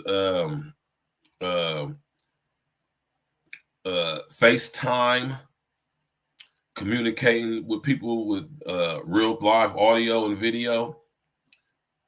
I'm telling y'all, man, we about to start seeing all these people you know, getting shot and killed on live and all that stuff.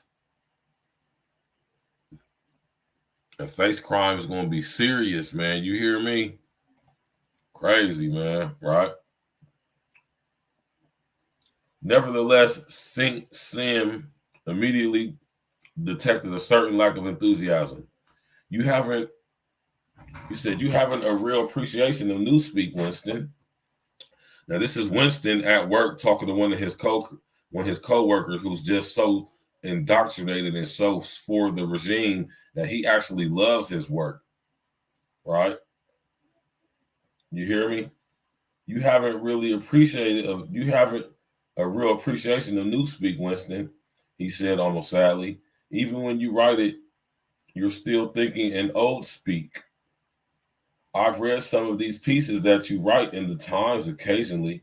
They're good enough, but they're translations. Dude was on to him, you hear me? He's supposed to be sitting up there in the Ministry of Truth writing some new shit, man. He up there writing some old nostalgic shit. You hear me? You hear me? He up there writing some old nostalgic shit. You know what I'm saying? Instead of writing, changing the words to fit what the party of Ingsoc want people to know. He's sitting up there getting nostalgic, talking about stuff from the past and stuff. You know what I'm talking about? What he's absolutely not supposed to be doing. In your heart, you prefer to stick to old speak. Look, this is his co-worker, man. This is what I'm telling y'all. Everybody's made to be a rat bastard in this society, man. Look at this co-worker grilling him. In your heart, you prefer to stick to old speak with all its vagueness and its useless shades of meaning. You don't grasp the beauty of the destruction of words. Do you know that Newspeak is the only language in the world whose vocabulary gets smaller every year? Winston did know that, of course. He smiled sympathetically, he hoped, not trusting himself to speak. Sim bit off another fragment of the dark-colored bread, chewed it briefly, and went on. Do you see that the whole aim of Newspeak is to narrow the range of thought? Let me repeat that, y'all. God damn, I'm going to come up while I read this to y'all, man. Listen. Do you see that the whole aim of Newspeak is to narrow the range of thought? Remember what I tell y'all, if you don't think it, you don't say it. So if you limit the language, if you cut the language, if you curtail the language, if you take words out of the lexicon, words that people say are offensive or too offensive to be spoken publicly, right? It's going to lead to other words being taken out of the lexicon, words that have expression, human expression, and gives feeling, right, and depth to when you are expressing that which you are thinking. It really ain't got too much to do with feelings, although feelings are involved, right? But they're not the main point. The main point is be able to have the language available to you to be able to express your infinite thoughts. And since we are connected to the source, which is infinite, there's no language that can even be mustered to even fully, thoroughly explain in all its splendor, you hear me, the mind of capital G-O-D. You hear me? But through Newspeak, when you cut the language from what it already has grown to be and you shrink it, you digress the mind, you regress the mind, you suppress the mind to that of a child or catatonic-like state. So if you don't say it, you won't think it. If you won't think it, you won't say it. So you become more controllable in your thoughts and what you say, because you only have a limited words to select from to where you can't fully express what you may be thinking. Double plus good.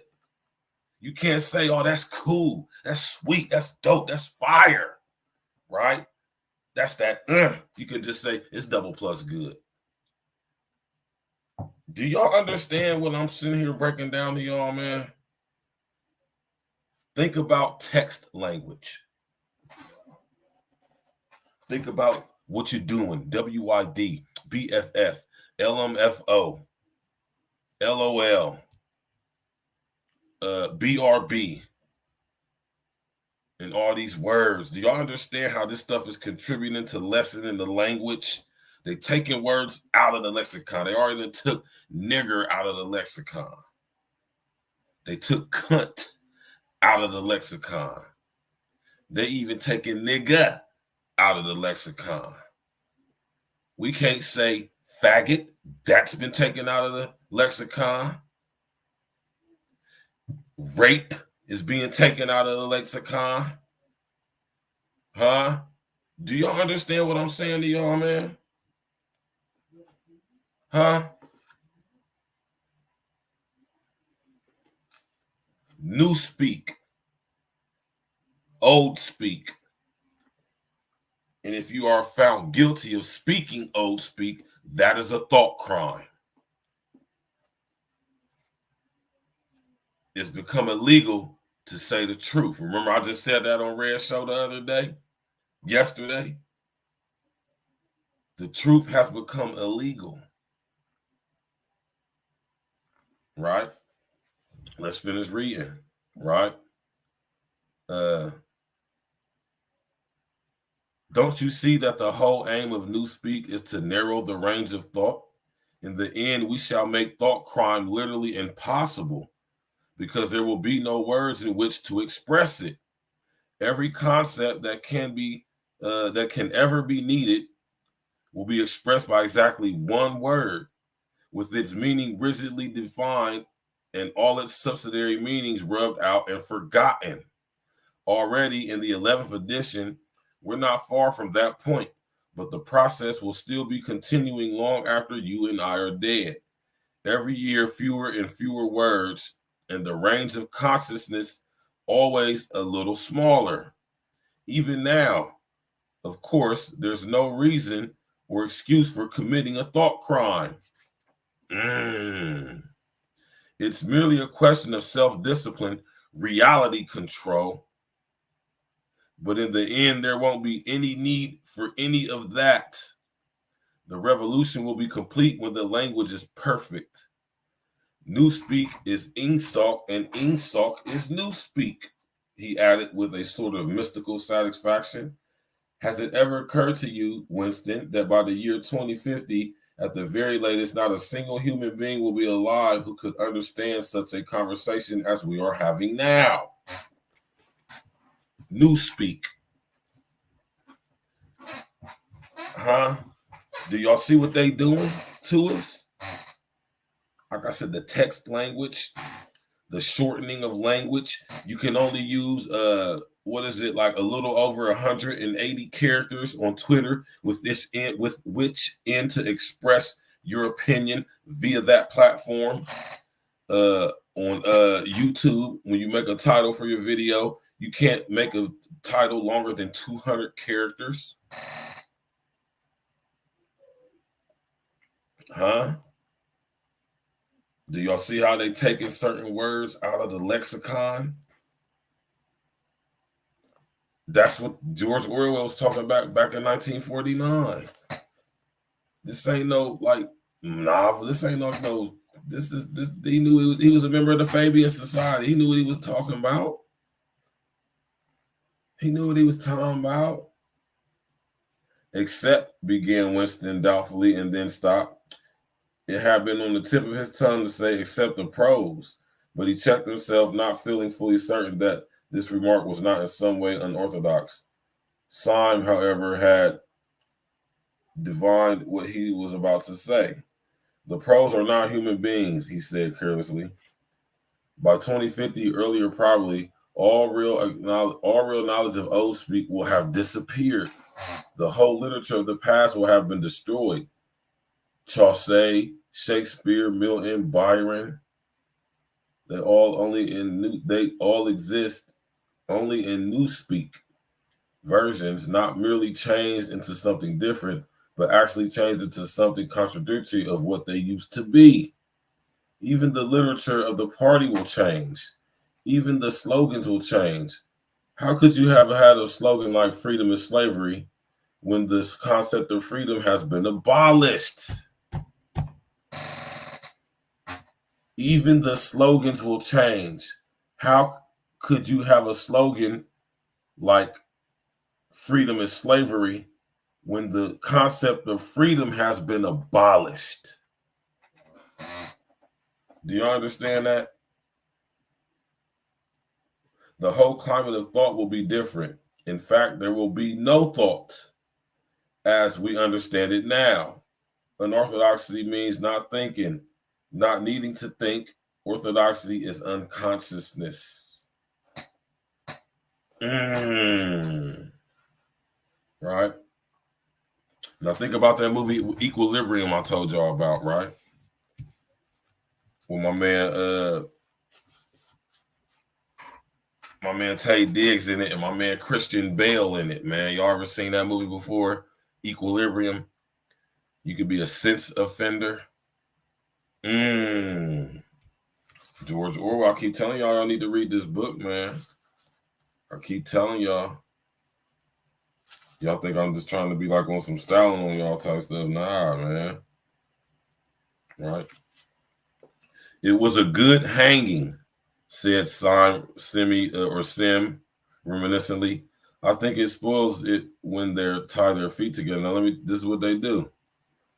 They used to do public, in this society of Ingersoll, they did public executions. Right? It was a good hanging, said Sim reminiscently. I think it spoils it when they tear or tie their feet together. I like to see them kicking. And above all, at the end, the tongue sticking right out in blue, a quite bright blue. That's the detail that appeals to me. I'm going to repeat that, y'all, and I'm going to repeat what I just said. In the Ingersoll Society in 1984, people were hung in the town square for committing certain crimes, right? To death. And this was somebody having a conversation about it. And he said, it was a good hanging. I think it spoils it when they tie their feet together. I like to see them kicking. And above all, at the end, the tongue sticking right out in blue, and quite bright blue. That's the detail that appeals to me. See? Even in this regime that was on demon time, right? And I put state-induced psychopathy. Yes.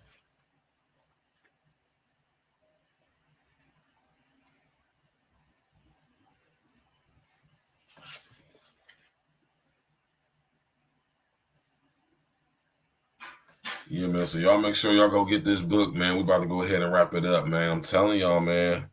Go get 1984, man. You hear me?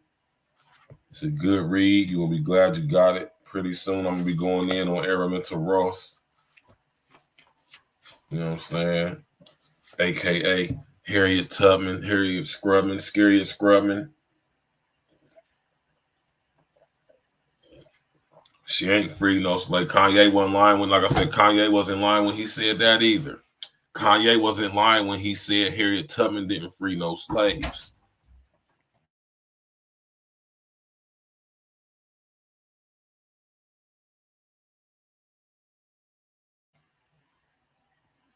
That nigga Kanye wasn't lying when he said that, man.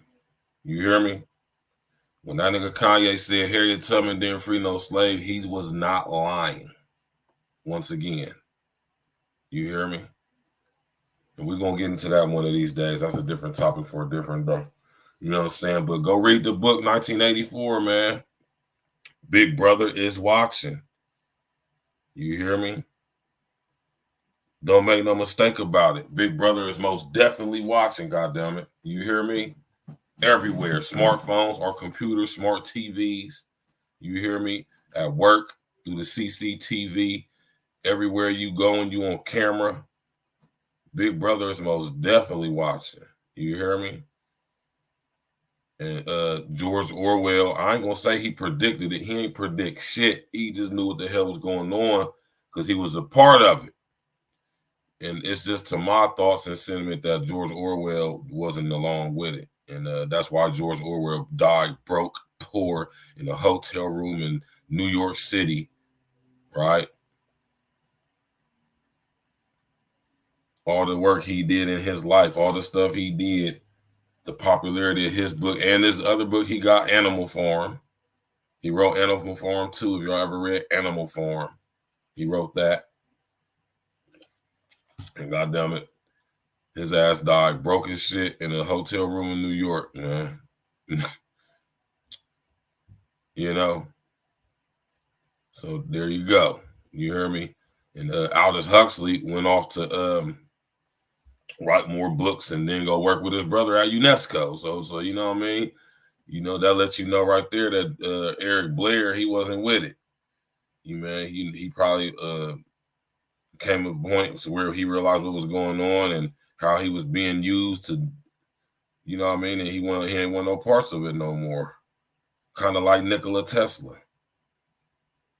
You know what I mean? Crazy B. You hear me? Hit that like button, click on the bell, subscribe to the page, man. You know what I'm talking about? We about to get on up through, man. You know what I'm saying? Next week, we're going to be doing Brave New World with Aldous Huxley. We're gonna break his joint down. Pause. We're gonna break his book down. Pause. I said, yeah, pause, man. Tomorrow night, me and L going in. Yeah, tomorrow night, me and L going in on this Kyrie Irving thing, man. I keep telling y'all about this anti-Semitism bullshit, man. I've been saying for years, man. I've been telling y'all since I've been home, man. I keep telling you, I'm gonna keep saying it. Since, like I said, since I used to be going live on Facebook in front of my daughter's goddamn in school, waiting for her to get out of school, man. You hear me? About this anti-Semitism bullshit, man. And we're going to get to it tomorrow with Kyrie Irving. Wednesday, I'm going to have my brethren Abdullah come on the show, man. He's a local farmer in the city. Y'all going to love this show right here, man. You know what I'm saying? I'm telling you, I'm bringing y'all different type of content, man. I'm talking about my dude is a natural third-generation organic farmer. You hear me? Taught by his mama and his mama's mama and his mama's mama. You hear me? How to make compost and all that stuff. Grow natural food. You hear me? Grow plants and herbs, all that stuff, man. We're going to get to it on Wednesday. Thursday night is ladies' night. We're going to have my girl Genesis on the show. She got my daughter's name, so it's only right that she come on the show. And then, you know, Friday, man, I'm heading out of town, man. We're going to D.C. in support of the brethren, Tariq Nasheed, and everybody else who's going to be there for this rally for reparations, man. I'm definitely going to be in the building. You know what I'm talking about? But y'all going to have to go to the Patreon to get that content, man. You know what I'm talking about? Y'all going to have to go to the Patreon. You hear me? Y'all going to have to go straight to that Patreon. You feel me, man? We're going to have to go to the Patreon. You hear me, man?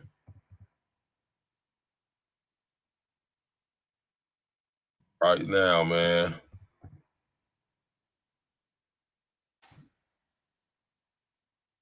I'm putting it in the chat right now. Yep. Hit that old page. Go subscribe to the Patreon, man. I got some stuff on there right now. I'll put some more stuff on there. But this weekend, we definitely going to D.C. You know what I'm saying? A-Real Talk Media, A-Real Talk Podcast is definitely going to be in the building. You hear me? Definitely going to be there to support the brethren on that one. I just want to go just to be a part of it and get the content. That's going to be a historical event. I don't recall no time in history where anybody, for that matter, has gotten together and rallied in Washington, D.C. in the serious discussion about reparations for Black people. I don't think that ever has happened in American history. I might be mistaken, though, but I don't recall it. I don't recall hearing about it when this happened in the past. You hear me? So, you know, it'd be a beautiful thing, man, if people was, you know, just you know what I'm saying, pull tight, you know what I'm saying, pull down, pull tight, you know what I'm saying, on DC this Saturday, man, and represent. That'll be dope as hell. I know I'm going to be there, man. We're going to get some exclusive content. You hear me? It's gonna be fire, man. You're gonna have to go to that Patreon to get that stuff. I'm telling you right now, man. It's gonna be dope, man. It's gonna be super, super dope. Y'all ain't gonna want to. You gonna want to tap in and walk with me. You hear me? You definitely gonna want to tap in. You know what I'm talking about? Real Talk Podcast, Real Talk Media will definitely be in the building, DC, this Saturday, November 5th. You know what I'm saying? It's gonna be a whole bunch of brothers there talking allegedly. You know what I'm saying? We're gonna go see. You know what I mean? Everybody, if you able-bodied, man, you should be in the building. You know what I'm saying? Go ahead and use one of them old vacation days, man. DC is a weekend trip, man. You hear me? You know what I'm talking about?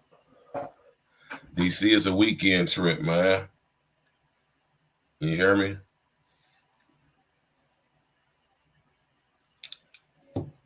Go over there and support the brothers, man.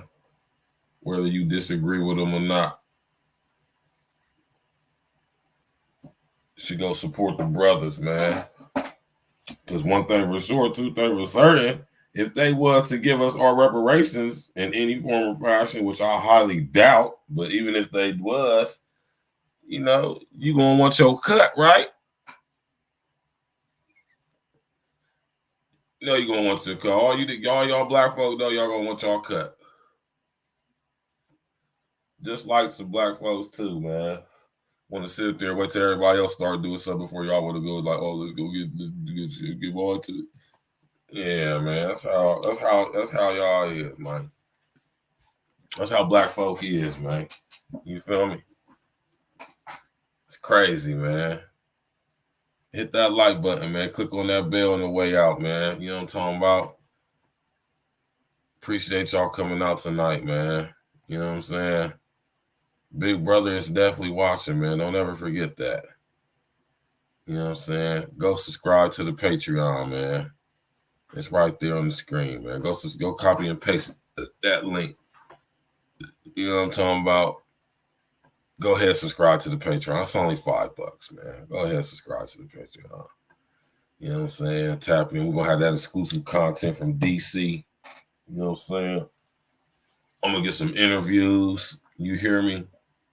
I'm going to get some interviews.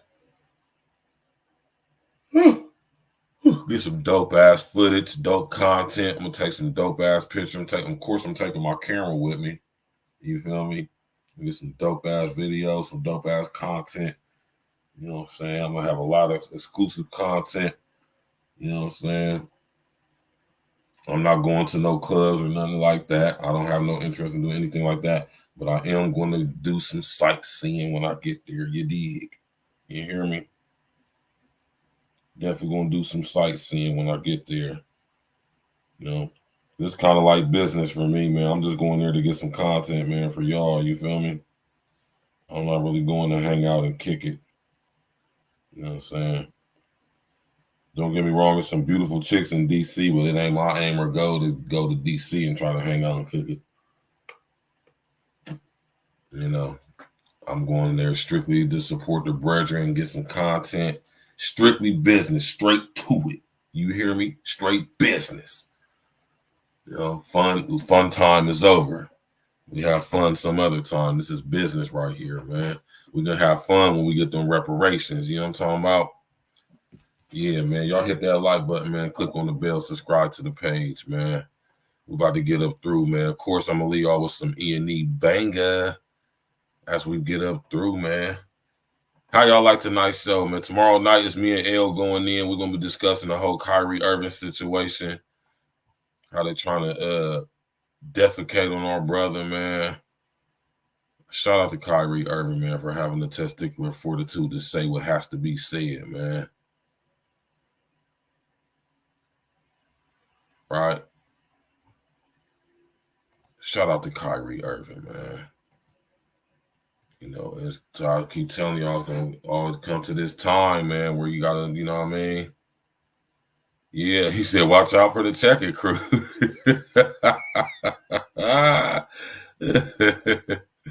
Yeah, Uncle Diggity, you know it ain't no need to party everywhere we go, man. This is strictly business, man. You hear me? We're going to get this content. I'm gonna get some content on the way. I'm going down there. I'm gonna get some interview. I'm telling you, I'm going to get some interviews. You hear me? God damn it. And I'm gonna talk to some people, man, and network with some people. You know what I'm talking about? And it's gonna be a dope situation, man. You hear me? Fire, man. I stand in full solidarity and support. You hear me? You know what I'm saying? Because y'all gonna want, like I said, y'all gonna want y'all's cut. You hear me? I hope y'all don't think if they was to somehow give reparations to black people in America, I hope y'all don't think that means every black person in America is gonna get something. Because it gets down to the DNA. You did. So yeah, man, thank y'all for coming out, man. Tomorrow night, like I said, me and my brother L going in. We're gonna be just discussing and chopping up and breaking down the goddamn Kyrie Irving situation. We going in. Pause. Make sure y'all tap in with us tomorrow night at 9 p.m. Eastern Standard Time. You dig? I'm gonna leave y'all with a selection from E&E because you know we got so many. You know what I'm talking about? We got a lot of selections for y'all, man. You know what I mean? I feel like listening to something off of graduation season, man. You know what I'm talking about?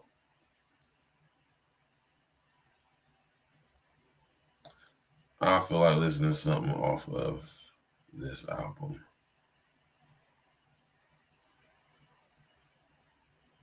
Yeah, what we gonna listen to? Then we're gonna ride out to this Summit Street, man. You hear me? Thanks everybody for coming out tonight. This is me and my brother featuring my brother King Els, or me, King Els featuring me. We're going to ride out tomorrow, discuss this Kyrie Irving situation. Thanks everybody for coming out tonight, man. Hit that like button, y'all. Click on the bell, subscribe to the page. Thank y'all for coming out. Y'all could have been anywhere, but y'all was right here with me, man. I appreciate that. I respect that, man. Tell everybody come tap in with us, man. Tell everybody come subscribe to the page. You know what I'm saying? Click on the bell, share on your social engineering, your Facebook, your Twitter, your TikTok, all of that, Instagram, and all of that. Tap in. Let's go, man. Have a good night, y'all. Wait, relocated, peace to my maker. They only good on paper. They disappear, call them vapor. Purdue the boil maker. I never wait to shake a time to lacer. Turn the baser. I'm in that. Picture white and black. 757 shit. Jet sound we a pack. Backpack of racks. Stash in the packs in the back. Knee high, double that. Still like trust on that. On that strong Mr. T-Pack. Bring the lead back. Raked up, so I lead that. We don't need that. Let it sing in the mic, that's the greatest feedback. Listen, you go, I'm pulling out. Eventually, you all blind. With a man with one eye, king. Eventually, in due time, they don't need lines. We roll on red lines. We duck that bedtime. Looped up this bedtime. New line, sending my 4K. Menace to America. Minister of Latter-day. 2 bodies on my God today. Practically. They should have been practicing, there wasn't no AI. Say hot as a song, official like the dawn, rise like the song, king now I'm gone. Hey hot as a song, official like the dawn, king rise like the song. All for the light, that's right. It was called praising the hype. Oh, wow. The game was never faithful tonight. No lie, king fool. Blazing all nights, no lie, guys. They did it all for the light, that's right. They was called praising the hype. Oh, wow. The game was never faithful tonight. No lie, a king cool like he blazing all nights. We used to get fresh after daddies. At the crib on 4th and 13th, serving up the baggies. Quest, rain the costumes on some floor spot shit. Had 4x4s inside the door just in case the SWAT force hit. But that was the old days. Up that gold haze. Hero in the kitchen cooking up them zones in 4 ways. We used to go out to the booth and going the zone for 4 days. The work ethic, it was kind of psychotic and just a tad bit brains now. Trust me when I tell you, man, y'all niggas don't really want it. Smoking on that fake ass pressure, y'all niggas ain't really blunted. I'm stacked with the facts, only know the state those main goals. Avoid catching new cases and them state clothes. All you gossiping ass bitches and all you fake hoes, man, especially all you niggas that be fake woke. Y'all always try to challenge and come at the kid. Y'all gotta read more books, go do a couple bids, go live a real street life, back up a couple bricks. Be facing wild ass time and never think to snitch. E&E, we the nicest niggas out, cocaine bars. Whenever we ain't spitting this a drought, we came to wake up the masses, rose and flu classes. Big business deals, the safest where the stash is. Fuck how you feel, Quest said that on our last shit. New music coming, it's sure to be a classic. All for the light, that's right. They was going raising the height. The game was never faithful tonight. No lie, the king cool like he blazing on ice. No lie, they did it all for the light, that's right. They was called raising the height. The game was never faithful tonight. No lie, the king cool like he blazing on ice.